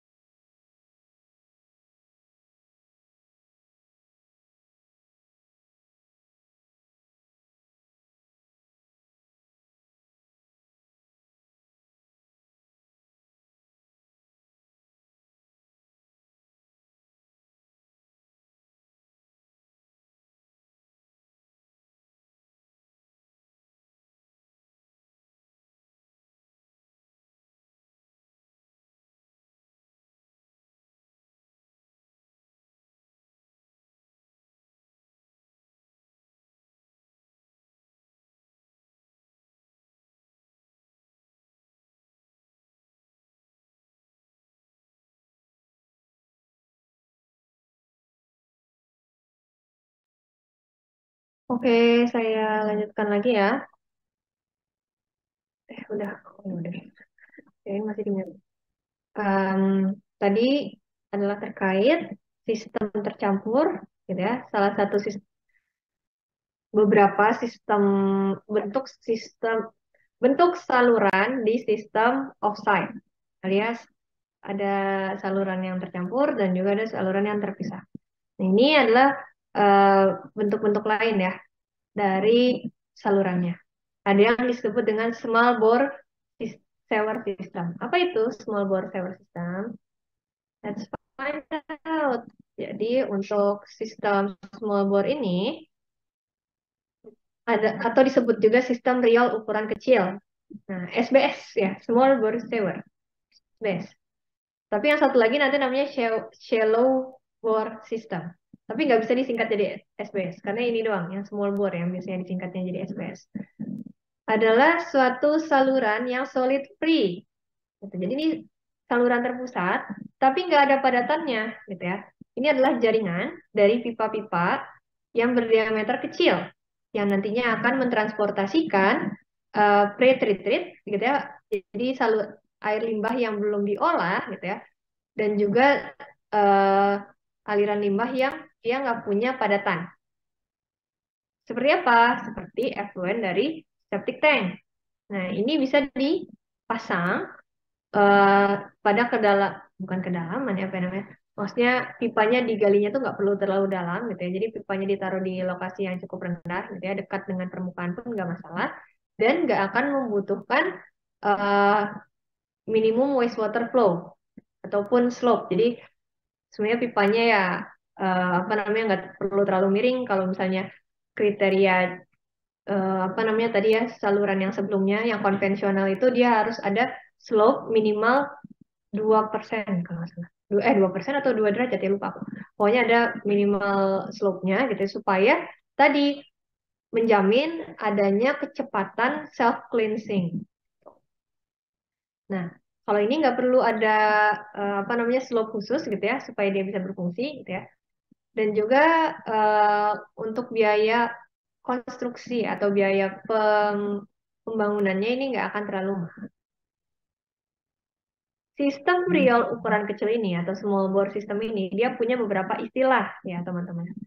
Kalau yang tadi juga sistem terpusat dan juga setempat dia punya 3 istilah, bahkan ini juga SBS dia punya beberapa istilah. Jadi kalau misalnya nanti di soal tes ataupun UAS tiba-tiba saya nyebutnya bukan small bore sewer gitu, tapi solid free sewer, teman-teman harus paham bahwa yang saya maksudkan adalah ya real ukuran kecil ini. Jadi kenapa disebutnya ukuran kecil? Karena ya diameter pipanya sedikit kecil gitu. Kalau yang tadi diameter pipanya harus cukup besar dan juga harus bisa memastikan bahwa padatan tuh bisa bisa apa ya bisa berenang, nggak bisa bisa mengalir gitu ya. Kalau ini pipanya cukup kecil aja. Bisa disebut solid free sewer system, small bore sewer ataupun satellite sewer dan juga solid free sewer. Nah, si SBS ini dia itu sistem penyaluran efluen tangki septik ataupun dari limbah cair cucian. Nah, keadaan pengalirannya bertekanan, tapi gradien hidrolisnya masih di bawah elevasi tangki septik dan peralatan saniter, sehingga tidak terjadi aliran balik. Nah, aliran bertekanan tersebut menyebabkan diameter yang digunakannya relatif kecil. Pilihan utama ini adalah, jadi kalau misalnya kita pengen bikin sistem terpusat gitu ya, tapi nggak pengen terlalu mahal, ini bisa pilihannya adalah small bore shallow system gitu ya, yang nantinya akan di-maintain gitu atau dikelola oleh masyarakat, masyarakat setempat, ataupun small bore sewers for settled sewage. Sorry. Kemudian untuk kelayakannya gitu ya, ini tuh misalnya nih, kita di suatu daerah gitu ya, misalnya perumahan, punya kelurahan, kecamatan gitu ya, yang awalnya menggunakan sistem onsite. Nah, dari sistem onsite ini gitu ya, pengen kita kembangkan jadi sistem terpusat, tapi cuma airnya aja gitu yang dialirkan nanti. Nah, ini tuh seperti itu bentuknya. Kemudian biaya SBS ini gitu ya, bisa 50 sampai 60% lebih rendah daripada sistem konvensional. Nah, nanti sistem konvensional dibahas di akhir. Kenapa bisa lebih rendah? Ya tadi karena yang dialirkan hanyalah effluentnya. Jadi sludge-nya nggak akan mengalir di sini. Si apa namanya padatannya nggak boleh ngelewatin salurannya. Ini adalah diagramnya ya teman-teman ya. Jadi pertama dari toilet gitu ya, dia akan nge-flush, masuk sini, tangki septik gitu ya. Tangki septik sludge-nya akan tertahan gitu ya. Nah liquidnya ini dia bisa ada 2 pilihan gitu ya dikelolanya. Mau itu ke shockway gitu ya, ataupun ke shock feed, drainage trench gitu ya, ataupun kita bisa alirkan ke small bore sewer gitu. Nantinya akan masuk ke suatu sewer apa namanya saluran terpusat gitu ya yang ada di jalan. Nah, kalau misalnya septic tank gitu ya, tadi kan septic masuk ke septic tank terus masuk ke A gitu ya, ke soak away-nya. Ini flush toiletnya akan dihubungkan melalui pipa gitu ya, dan juga plumbingnya masuk ke suatu chamber gitu ya, chamber digester septic tank gitu ya, watertight settling chamber. Ini tuh untuk tadi memisahkan padatannya gitu ya, dan liquid outletnya akan masuk ke bagian A. Nah, kalau misalnya yang small bore gitu ya, dia bukan alih-alih masuk ke soak away, dia akan masuk ke small bore-nya. Jadi salurannya kecil aja gitu ya.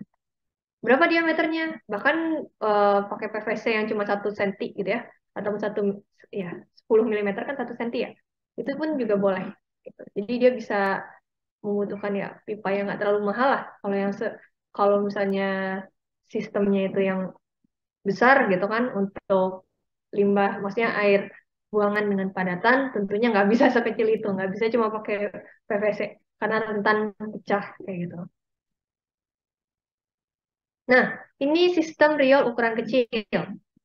Di manakah dia cocok digunakan? Yaitu untuk daerah yang padat penduduk. Dia bisa melayani 10 hingga 50 kakak. Kemudian ya, diameter pipa minimal 100, sorry, bukan 1 cm, dia yang berarti kalau 100 mm itu 10 cm ya. 100 mm. Ya, pokoknya 100 mm berarti 10 cm. Ya, diameter pipa minimal 10 cm dengan eh, pipa berbahan PVC. Gitu ya. Bisa pakai pipa PVC.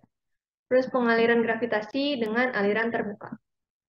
Gitu. Jadi aliran terbuka teman-teman jangan sampai lupa lagi ya, aliran terbuka itu seperti apa. Kayak misalnya saya punya suatu kompartemen seperti ini gitu ya. Aliran terbuka berarti walaupun pipanya bentuknya kayak gini ya, alias ada gini, muter gini ya atasnya kayak kayak tertutup gitu ya. Tapi alir itu ngalirnya tuh harus ada ruangannya, harus ada udaranya, alias tekanannya itu tekanan atmosfer.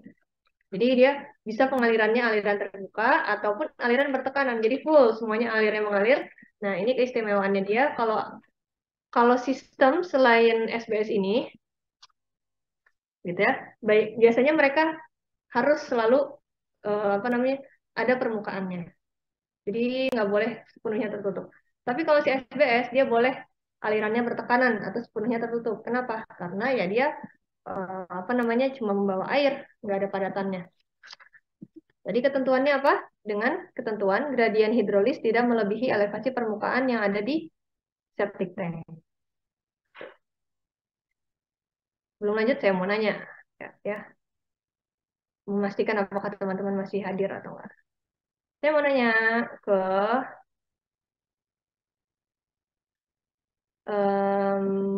Ayah, ada Ayah? Ayah hadir? Ayah Sofia?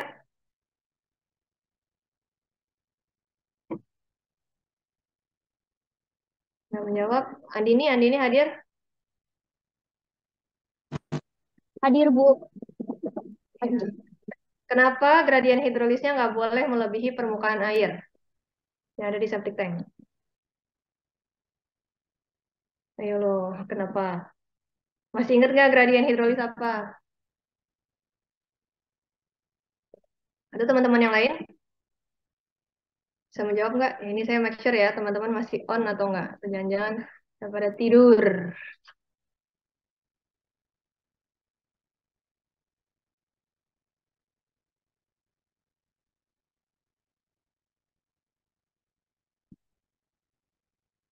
Bayu bisa menjawab, Bayu? Bayu hadir nggak?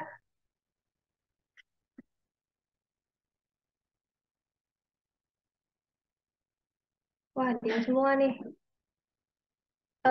Mungkin ini Bu, Ya, kalau silakan. misalnya aliran septiknya itu nanti dari itu nanti air dari septiknya itu bakal naik. Ya, makasih ya. Terima kasih Andini atas atas kemauan dan keberaniannya menjawab. Jadi kenapa sebenarnya nggak boleh ya kalau misalnya nanti apa namanya elevasi gradien hidrolisnya ini melebihi permukaan yang ada di septic tank karena nanti alirannya jadi aliran balik gitu. Jadi kan kita pengen mengalirkan nih aliran dari septic tank gitu ya masuk ke eh, pipa utama, istilahnya pipa yang ada di jalan. Tapi kalau misalnya gradien hidrolisnya itu melebihi, nantinya malah aliran dari pipanya itu masuk, bukan bukan bukan dari septic tank ke pipa, tapi dari pipa utamanya itu malah masuk ke septic tank. Jadi septic tanknya yang penuh duluan. Semoga kedengeran ya. Sebentar ya.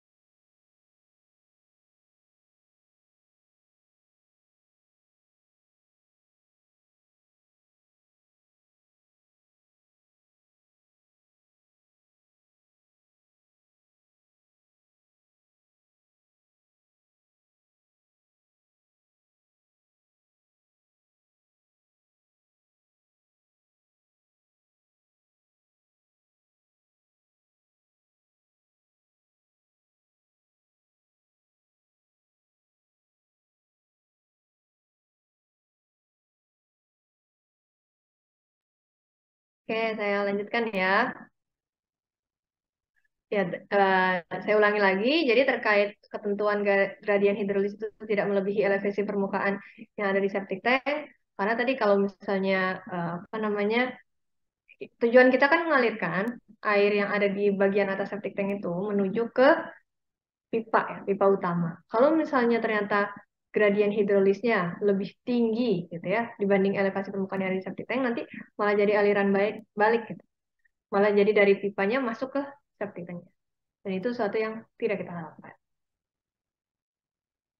Nah, eh, dalam penerapan sistem riol ukuran kecil ini atau small bore system, apabila penanaman pipanya itu dangkal, gitu ya, alias dekat dengan permukaan, nah ini perlu diperhatikan bahwa adanya kemungkinan pecah akibat beban yang berat, ya, lalu lintas ya. Kemiringan dasar saluran memiliki kemiringan apa akan nantinya akan mengikuti kemiringan permukaan tanah yang ada. Tuh. Jadi kalau misalnya tanahnya miring banget, gitu ya, berarti ya salurannya juga sangat miring. Gitu. Tapi kalau misalnya kemiringannya landai, gitu ya, berarti salurannya juga akan mengikuti kemiringan permukaan tanahnya. Nah, pengelolaan SBS ini umumnya dilakukan oleh masyarakat karena pemerintah setempat nggak akan bertanggung jawab, gitu ya, terkait saluran terpusat dengan sistem SBS dan tidak direkomendasikan ditanam pada daerah jalan yang sering dilalui kendaraan berat. Ada truk gitu ya, lewat lewat suatu daerah kayak perumahan gitu atau daerah ya yang memiliki small bore ini nantinya pipanya bisa pecah gitu karena beban di atasnya. Kan ini cuma pakai pipa PVC ya untuk small bore sewer system. Keuntungannya apa aja? Yang pertama dia mengurangi permukaan air. Jadi kalau misalnya apa namanya salurannya dia apa namanya nggak perlu mengalirkan solid gitu ya. Berarti airnya nggak perlu terlalu banyak. Karena kalau misalnya nantinya kalau suatu saluran mengalirkan solid ya tadi ya untuk mencegah adanya sedimentasi di salurannya harus termaintain bahwa ada sekian debit minimum lah ya. Dan juga supaya salurannya itu mampu melakukan self cleansing. Tapi kalau misalnya SBS ini kita nggak perlu saluran yang eh, terlalu banyak airnya gitu ya, karena kita nggak butuh kecepatan self cleansing. Kemudian ini kan mengurangi biaya penanam pipa, tidak perlu direncanakan dengan kecepatan sua bersih. Ya tadi self cleansing itu sama sua bersih itu sama aja ya, dengan slope dan fee tertentu. Jadi ya dekat permukaan tanah pun nggak apa-apa, mengurangi biaya material. Kenapa? Karena udah ada tangki septik ataupun tangki interseptor gitu ya, yang berfungsi menampung aliran puncak. Aliran puncak dari mana? Dari rumahnya gitu ya, dan juga mengendapkan solidnya. Mengurangi kebutuhan pengolahan, jadi nggak perlu adanya penyaringan ataupun grid chamber, primary treatment gitu ya, tangki aerobik, karena semua sistemnya udah diakomodasi di dalam em, tangki interseptornya. Kelemahannya apa? Ya tentu aja karena sistem small bore ini akan membutuhkan tangki septik ataupun tangki interseptor, si tangki ini perlu dikuras secara periodik. Yang kedua adalah perlunya suatu pengaturan, ya ini ada banget sih organisasi solid. Jadi pengaturan terkait solidnya gitu ya, untuk nantinya memudahkan gitu ya, eh, memudahkan saat operasi dan maintenance-nya. Jadi ya solidnya tuh harus dipertimbangkan. Oh ini disimpannya di mana? Oh di tangki septik gitu ya. Tuh, nanti dia disedotnya tiap kapan. Supaya apa? Supaya ya tadi jangan sampai ada partikel-partikel solid ya, bagian besar gitu masuk ke dalam salurannya. Terakhir adalah pengontrolan ketat dari sistem sambungan sehingga tidak ada sambungan liar.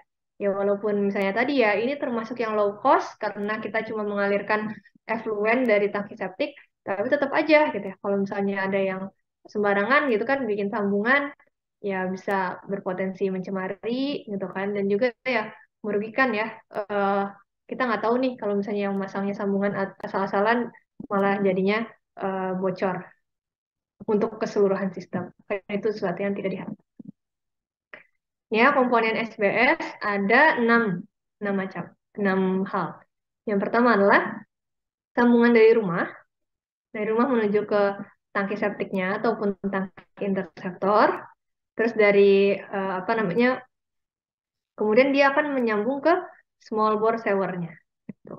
Jadi small bore sewer tuh ya walaupun disebutnya saluran air limbah, tapi saluran air limbahnya kecil aja gitu, nggak usah terlalu besar karena tadi ya alirannya cuma airnya, limbahnya aja. Kemudian ada clean out dan juga main hole. Kemudian ada fan atau ya perlu ya ventilasi. Dan terakhir adalah stasiun pompa. Ini adalah 6 komponen yang diperlukan dalam small bore system. Ini tipikal interceptor tanknya ya. Mirip sih dengan apa namanya septic tank, cuman kalau misalnya melihatnya kayak gini kan cuma ada satu kompartemen, ini bisa disebut juga dengan septic tank apa ya namanya? Septic tank yang satu kompartemen. Jadi ini ada apa namanya? Ada pipa inletnya 75 mm gitu ya, milimeter. Terus kemudian pipa inletnya ini tuh bukan yang langsung masuk ke sini, tapi juga ada apa namanya? Bentuknya T gitu ya. Jadi udaranya dia juga akan mengalir ke atas, masuk, padatannya nanti akan berkumpul di bawah. Terus bisa ada apa namanya inspection covernya ya. Ini bisa untuk mengeceknya, ini bisa dibuka. Ini materialnya bisa dari apa namanya dilapisi oleh konkrit atau dilapisi oleh semen, gitu ya. Kemudian ini pipa outletnya, sama bentuknya T. Nanti airnya akan masuk, sorry, akan keluar di sini. Tuh. Untuk perencanaan layoutnya kita harus tahu gitu ya, di mana lokasi penanamannya, dan juga berapa elevasi dari interseptor tanknya. Gitu. Kenapa ya? Tadi kan biar kita bisa mendesain ya, memang kemiringannya nggak perlu terlalu besar, tapi kemiringan apa namanya harus cukup miring tadi untuk mencegah adanya aliran balik. Ini jangan sampai malah dari apa namanya main sewernya gitu ya, saluran air utamanya masuk ke dalam septic tanknya. Kemudian jalur salurannya seperti apa terbentuknya gitu ya, seperti apa direncanakannya, di mana kita akan meletakkan stasiun pompa apabila diperlukan, rencana pengembangan ke depannya seperti apa, dan juga kita perlu ruang untuk perbaikan gitu kan dari sistem ini, apa yang perlu dievaluasi. Kemudian apa namanya kita harus memperhatikan juga jika misalnya daerahnya oh ternyata emang ada arus lalu lintas yang cukup padat gitu ya, cukup sering dilalui kendaraan, maka eh, bagaimana potensi kerusakan akibat lalu lintas. Nah, ini pengembangannya. Jadi untuk SBS ini atau small bore system, uh, bisa nih dari misalnya perumahan gitu ya. Tiap perumahan dia punya septic tank gitu ya. Dan juga misalnya BR ini apa? BR ini bidang resapan. Misalnya awalnya mau kayak gini gitu ya. Oh, masing-masing udah aja punya bidang resapan. Tapi misalnya masyarakatnya, oh, saya pengen gini aja deh, kita bikin satu saluran gitu. Jadi tiap rumah tuh nggak perlu masing-masing punya bidang resapan gitu ya. Kita bikin saluran aja, nanti berkumpul dari real apa namanya small bore sewer ini menuju ke IPAL kayak gitu. Nah, seperti itu. Jadi kalau misalnya kayak gini gitu ya, yang tadinya apa namanya masuk ke bidang resapan, ini dari bidang resapan ya langsung aja mengalir ke IPAL-nya. Sorry, dari septic tank-nya langsung bisa ngalir ke IPAL-nya. Ini awalnya kayak gini, dan berkembangnya jadi sistem real ukuran kecil. Ini termasuk dari keuntungannya ya. Jadi SBS ini nggak perlu direncanakan gitu ya dari sebelum rumah-rumahnya dibangun gitu ya. Bisa jadi rumahnya udah terbangun dan mereka awalnya punya sistemnya itu sistem setempat on-site, masing-masing punya septic tank, tapi akhirnya mau dijadikan sistem terpusat ya juga bisa kayak gitu. Ini akan mengurangi apa namanya ya beban pengolahannya lah, baik itu di IPAL maupun di septic tanknya. Karena kan berarti ada yang selalu dialirkan gitu kan. Dan juga IPAL-nya berarti nggak perlu mengelola solid gitu, yang lebih sulit. Jadi mereka cuma mengelola airnya aja. Nah, ada dua klasifikasinya ya. Jadi kalau misalnya ini kan ada dua kompartemen lah istilahnya septic tank, kemudian ke bidang resapan ataupun ada kompartemen yang lebih setelah bidang resapannya gitu ya. Apa namanya intercepting tank gitu ya. Yang keduanya gitu. Jadi ada septic tank, intercepting tank juga bisa. Nah, ini kalau misalnya sistem penyaluran tangki interceptor bagian atas gitu ya. Kalau misalnya cuma satu tangki gitu ya, kalau ini dua, nanti ada dua. Ini jadi ada versi duanya gitu. Jadi kita punya tangki septic tank utama sama ada interceptornya. Kalau ini langsung dari septic tanknya aja. Ya. Nah, jadi kalau misalnya ini dia kemungkinan masih mengandung padatan. Mungkin padatannya nggak segede-gede apa ya, yang padatan yang yang terbang-terbang gitu, yang agak naik gitu. Nah itu tapi dia akan masih mengandung padatan. Terus apa namanya eh, sama-sama, oh sorry, jadi lupa ini gimana? Oke, sama dengan sistem konvensional, maksudnya mirip gitu ya. Dia butuh kecepatan suhu bersih juga karena tadi mengandung padatan, diameter minimalnya sekian, dan juga kemiringan minimalnya adalah 2%. Ini kemiringan minimal adalah untuk menjamin apa namanya kecepatan suhu bersihnya ya.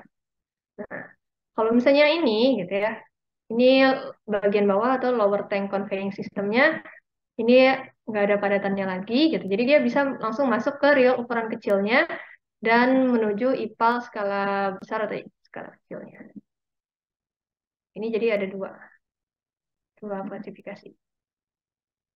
Nah, ini untuk apa namanya model kalau misalnya diaplikasikan di suatu perumahan. Kalau ini gitu ya, masing-masing itu punya kayak septic tank gitu ya, atau interceptor tank, nantinya mengalir ke main realnya, real utamanya, dan nanti dari real utamanya dia akan mengalir ke lagun. Laguna ini yang akan mengolahnya, gitu ya. Terus ada beberapa juga tergantung dari ketinggiannya, dia akan memiliki interceptor tank yang juga dilengkapi oleh lift station atau stasiun pompa, stasiun pengangkutan.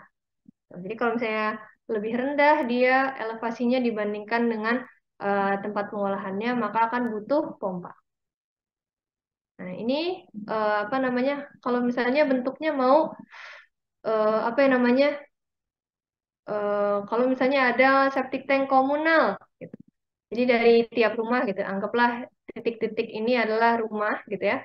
Dari tiap rumahnya dia akan masuk ke suatu septic tank komunal gitu ya. Dari septic tank komunal itu akan ada saluran gitu ya menyambung ke eh, SBS gitu ya, SBS utamanya. Nanti SBS utamanya ini akan mengalir menuju ke IPA-nya. Seperti itu. Nah, ini adalah bentuk clean out-nya. Clean out itu apa ya? apa namanya, untuk penggelontoran ya. Untuk penggelontoran kalau misalnya ada yang apa namanya macet gitu, ataupun misalnya ada suatu sistem yang perlu apa namanya ventilasinya juga gitu ya, dicek dari sini bisa gitu. Jadi dilihat nanti ada apa namanya ini threaded cap yang bisa dibuka gitu ya. Dan juga ini lokasinya bisa dibuka juga. Ini untuk tipikal small bore sewer clean out. Bentuknya ini.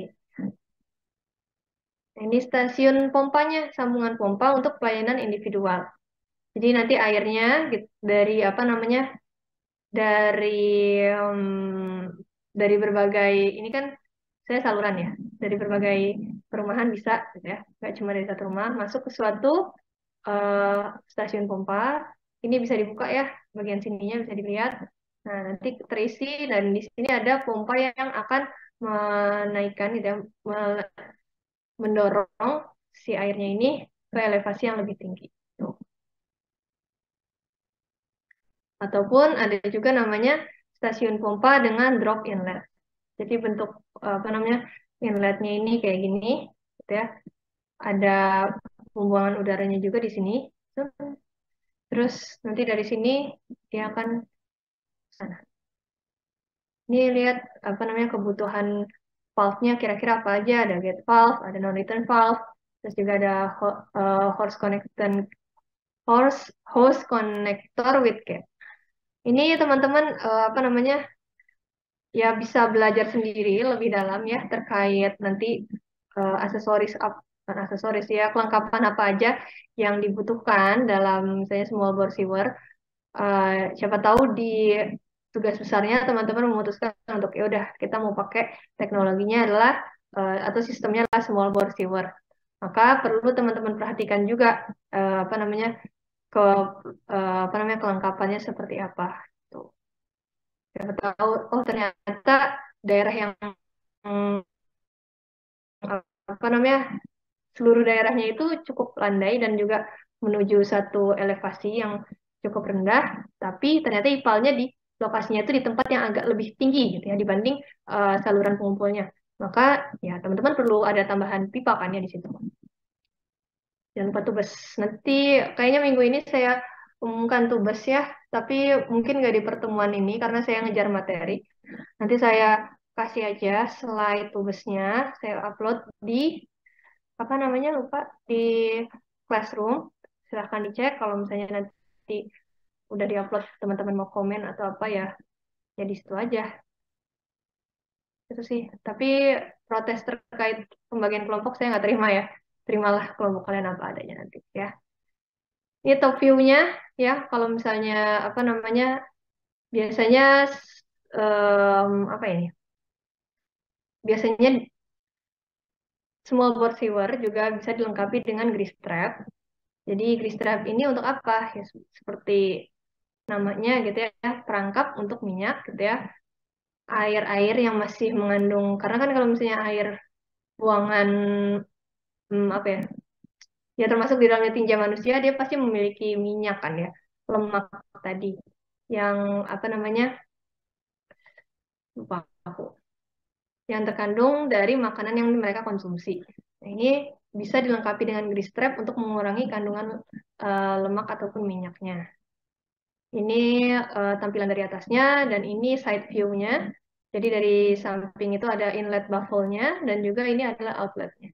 Jadi kalau misalnya masuk sini masih minyaknya tinggi gitu ya, nanti pas sudah di sini alirannya minyaknya akan berkumpul di atas lebih tinggi daripada si outlet-nya sehingga yang masuk ke sini adalah air yang kandungan air limbah yang kandungan minyaknya itu lebih terkurang, lebih lebih minim dari sebelumnya.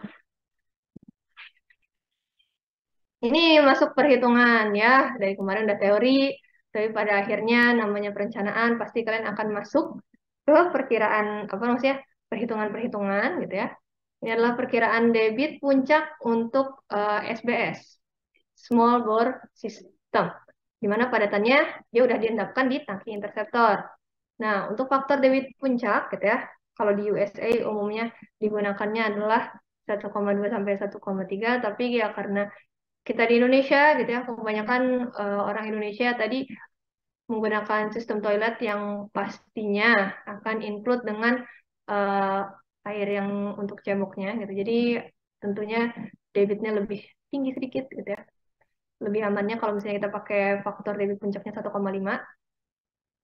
Dan juga ini adalah perhitungan debit puncak untuk setiap RT di sini, maksudnya rumah tangga ya, bukan rukun tetangga. Rumah tangga. Jadi debitnya adalah 1,5 dikali dengan P. P ini jumlah orangnya. Dikali dengan FAB gitu ya, faktor air buangannya, dikali dengan Q-nya. Gitu. Debit ya rata-ratanya lah. Ini adalah debit puncak di tiap perumahannya. Oke. Dalam satuan liter per second. Kemudian kalau misalnya debit puncak di ujung aliran SBS-nya, ya, alias yang akan ini akan masuk ke IPAL-nya ya, IPAL setempatnya bisa, IPAL kotanya juga bisa. Nah, QP alias debit puncak gitu ya, Q puncak dikali dengan berapa jumlah rumah yang dilayani, dikali dengan debit puncak per rumahnya. Tuh. Ini udah deh, dapat gitu. Terus untuk perkiraan debit puncaknya, apa namanya, jika ada pompa maka debit puncak perpompaan adalah sama dengan debit pompanya ya. Terus debit infiltrasi dari air tanah dan limpasan permukaan gitu. Perlu juga diperhatikan kalau misalnya pipa keramik kira-kira debit infiltrasinya segini, kalau misalnya pipa PVC kira-kira debit infiltrasinya segini. Nah, untuk desain hidrolisnya kita gunakan persamaan Manning. Persamaan Manning ini ya. Harusnya sudah hafal. Di Mekflu udah, di IPAM udah, gitu ya. Udah bosen lah dengan persamaan ini. Jadi ini untuk apa namanya perhitungan desain hidrolisnya, alias berapa nanti kecepatannya yang akan kita alirkan, gitu. Kayak ini.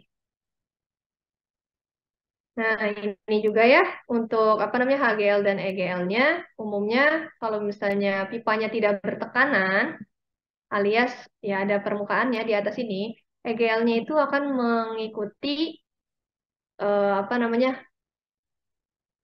kedalaman atau kemiringan pipanya. Jadi pipanya miring maka EGL-nya juga ikut turun gitu ya.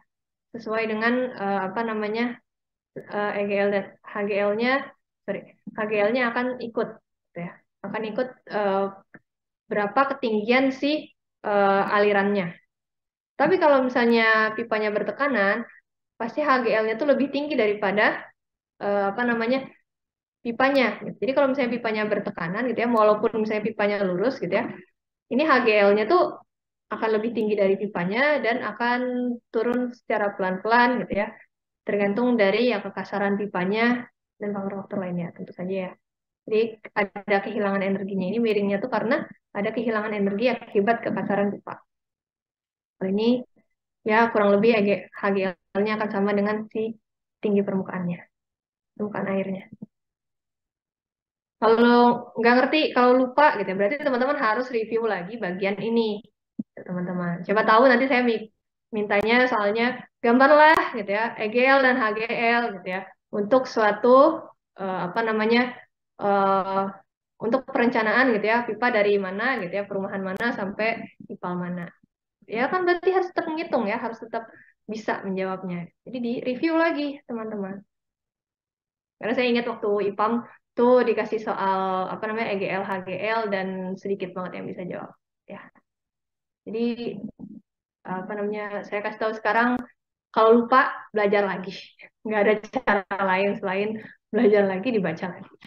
Nah, ini juga apakah ini sama kayak kalau misalnya IPAM gitu ya, dia melihat fluktuasi penggunaan air itu untuk memperhitungkan kira-kira berapa yang harus kita supply ya gitu. Berapa yang harus kita supply kalau misalnya supply-nya eh, apa namanya nggak 24 jam gitu alias di jam-jam puncak tertentu aja dia airnya available atau misalnya terisi di reservoirnya gitu kan. Nah, kalau di sini kita lihat apa namanya puncak penggunaan itu untuk apa? Untuk tahu kira-kira seberapa besar pipa yang kita desain. Gitu. Jadi berapa besar apa namanya berapa ukuran atau diameter pipa yang nantinya akan mengalirkan air limbahnya. Dan air limbahnya apa? Oh misalnya, oh ya udah kita mau masukinnya limbah yang apa namanya lupa, dari tangki septik aja gitu ya, alias yang dari toilet aja. Ya udah berarti kita ngelihatnya puncaknya aja kira-kira berapa gitu ya. Diambil rata apa namanya dilihat puncaknya paling rendah apa namanya di jam berapa juga, debitnya berapa. Nah, kira-kira rata-ratanya di mana? Nah, berapa yang kira-kira akan apa namanya berapa besar apa yang harus kita desain untuk mengalirkan apa namanya aliran limbah tersebut. Tapi kalau misalnya ternyata oh yaudah deh kita bikinnya salurannya nggak cuma buat air apa namanya yang dari septic tank gitu, tapi dari grey water juga akan kita terima. Nah, maka akan lebih tinggi lagi gitu ya. Karena ya berarti tergantung kegiatan lainnya juga, tergantung seberapa sering apa namanya orang-orang rata-rata mandi gitu ya. Dan juga apa namanya seberapa sering mereka melakukan aktivitas mencuci seperti apa namanya cuci baju ataupun cuci piring. Ini kan beda-beda ya. Ada orang yang oh iya apa bed showernya itu 2 puncak gitu karena mandinya pagi dan sore. Ya bisa jadi kalau misalnya penduduknya rata-rata cuma mandi di pagi hari gitu ya. Ini akan lebih sedikit apa namanya flow-nya yang digunakan. Yang artinya ketika lebih sedikit flow yang digunakan, lebih sedikit aliran yang masuk ke eh, pipa penyalurnya. Nah, ini adalah total persentase gitu ya. Kira-kira pembangunan biaya untuk membangun sistem small bore di Amerika. Nah, untuk paling mahal apa? Tentu saja pipa ya. Perletakan pipa. Kemudian yang kedua adalah interceptor tanknya. Kemudian stasiun pompanya, sambungan apa namanya? Sambungan-sambungan barunya, perbaikan dan juga kalau misalnya dia ada di persimpangan gitu ya itu seperti apa? Eh, ini untuk yang ini mungkin lift stationnya di titik tertentu, tapi ini kalau misalnya untuk debit yang lebih besar residential lift station. Terus juga ada site restoration untuk manhole, ada juga untuk clean out dan lain-lainnya. Nah ini apa namanya perkiraan pembiayaannya kayak gini. Nah ini apa gitu ya? Ini adalah suatu apa namanya suatu diagram gitu ya untuk kita ngelihat kira-kira nih aman nggak ya? Maksudnya si alirannya itu mengalir di pipa yang bentuknya melingkar ya, circular pipe, dan juga dia sebagian penuh. Tuh. Dilihat gitu ya, apa namanya relative depth of the flow gitu ya. Jadi berapa ketinggian relatif dari apa namanya alirannya dan juga eh, rasio dari hidrolik elemennya. Ini volumenya, debitnya, K-nya itu berarti luas permukaan, R-nya itu berarti jari-jari hidrolisnya. Kayak gitu. Kalau misalnya ada di bawah sini gitu ya, maksudnya within garis-garis ini ya, artinya ya dia masih bisa mengalir aman, dengan nyaman gitu. Kayak gitu. Di bawah sini nih, di daerah. Nah, segitu dulu, tapi itu baru yang small bore. Kita masih punya 2 pembahasan lagi, shallow bore dan apa shallow bore, dan nanti yang terakhir adalah konvensional. Sampai situ apakah ada yang mau bertanya? Masih ada nggak nih orang-orang? Masih ada. Walaupun tidak ada yang open cam. Tapi nggak apa-apa. Ya saya mah nggak masalah ya. Teman-teman mau on cam mau off cam. Yang penting tetap bisa fokus mengikuti dan juga bisa fokus nanti saat menjawab kuis ataupun UTS ataupun UAS. Oke, sekarang berapa? Wah, udah 2, 3, 4. Saya langsung lanjut aja ya. Nah, ini selanjutnya adalah sistem real dangkal, shallow bore. Kalau tadi small, kalau ini shallow. Bedanya apa gitu ya? Maksudnya namanya mirip gitu kan. Terus tadi juga disebut small bore itu dia bisa di apa namanya peletakan pipanya bisa dangkal gitu kan. Jadi membingungkan gitu. Sebenarnya apa sih beda utamanya? Kalau misalnya small bore gitu ya, ingat lagi tadi dia solid free, alias nggak boleh ada padatan yang lewat gitu ya. Cuma airnya aja. Gitu. Jadi diameternya lebih kecil gitu. Dia lebih kecil. Dan kalau solid free berarti dia ada sistem untuk mengendapkannya gitu ya. Itu perbedaan utamanya. Kalau small bore sewer, dia butuh pengendapan terlebih dahulu sebelum masuk ke aliran yang menuju pipa utamanya. Kalau shallow bore, dia itu tanpa pengendapan, gitu ya. Jadi nggak ada tangki interceptor atau tangki septik alias langsung masuk ke pipa utamanya. Ya, saya jelaskan. Apa namanya? Ini ada salurannya. Salurannya ini inspection box. Ini maksudnya harusnya nyambung ya, teman-teman. Nggak bolong kayak gitu tiba-tiba hilang gitu. Nggak ya. Ini nyambung langsung gitu. Ini pipanya. Inspection box itu cuma kayak suatu kotak gitu ya. Kita cuma ngeliat, oh iya segini tekanannya. Oh iya segini apa namanya alirannya masih aman gitu ya mengalir. Tapi bukan apa namanya? Bukannya tadi ya, bukan si apa namanya suatu kompartemen khusus untuk mengendapkan. Ini hanya untuk mengecek aja.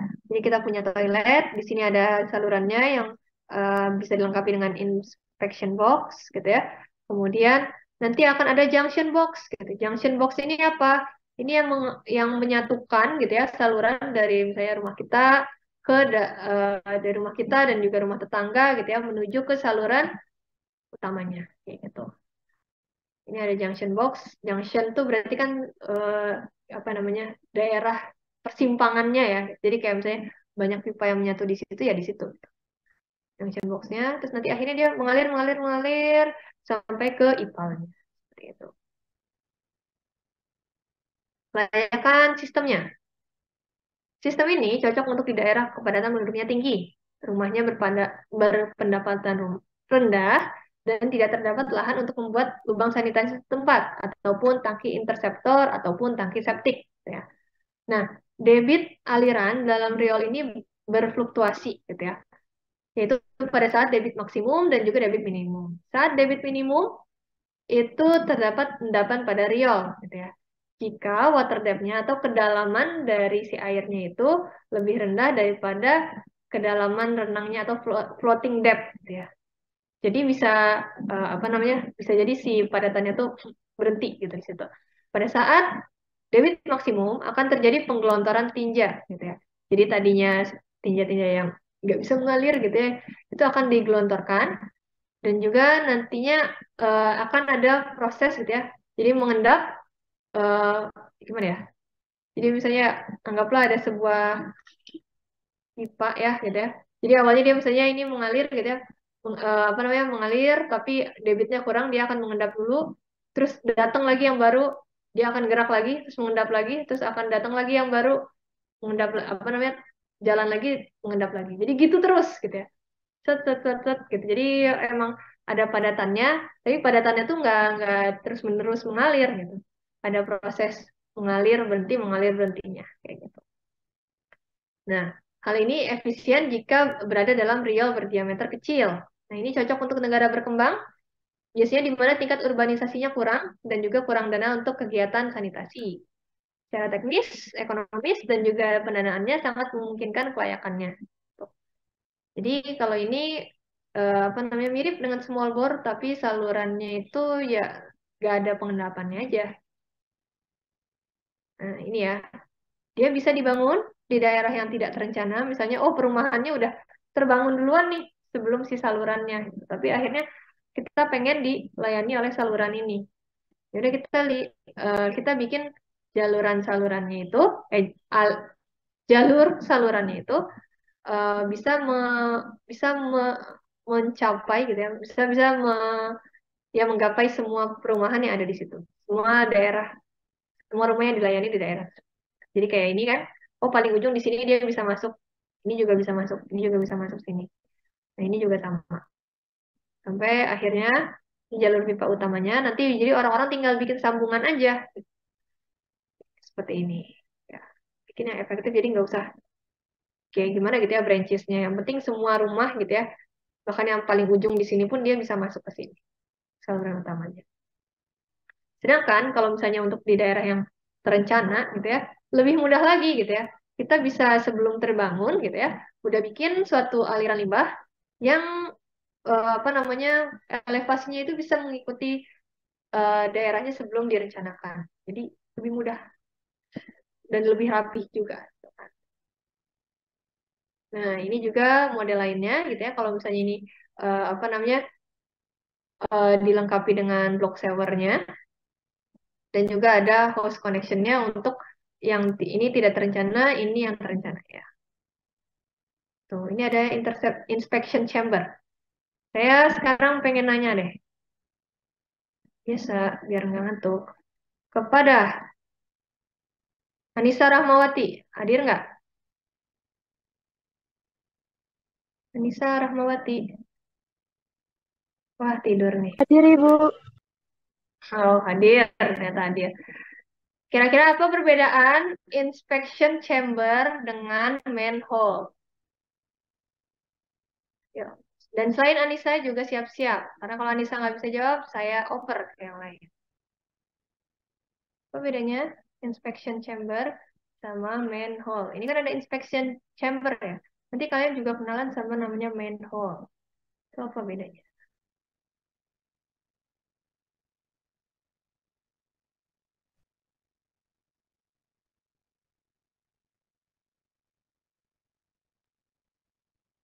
Gimana Anissa? Bisa menjawab nggak?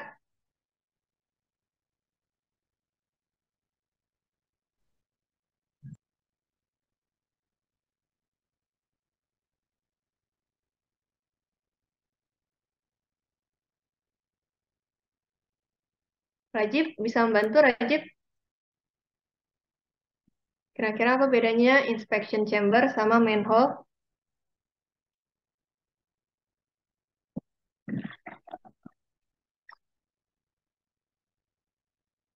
Wah, diam semua nih. Terlalu sulit kah pertanyaannya?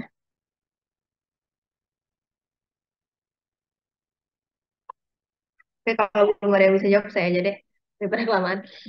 Jadi bedanya inspection chamber sama manhole itu, dua-duanya kegunaannya sama-sama untuk memeriksa suatu aliran ya, suatu struktur. Jadi kan kalau perpipaan itu biasanya tentunya di bawah tanah ya. Jadi kalau kita misalnya mau ngelihat, ya perlu ada inspection chamber ataupun manhole. Inspection chamber, dia itu hanya digunakan untuk melihat, gitu ya. Melihat, apa namanya, melihat strukturnya, atau misalnya melihat pipanya, gitu ya. Kondisinya seperti apa. Tapi manusia tuh nggak bisa masuk ke dalam, apa namanya, ke dalam, bukan dalam pipanya, gitu ya, ke dalam tempatnya. Jadi kita cuma, inspection chamber itu cuma untuk melihat aja, gitu. Dan kitanya berada, manusianya berada di atas.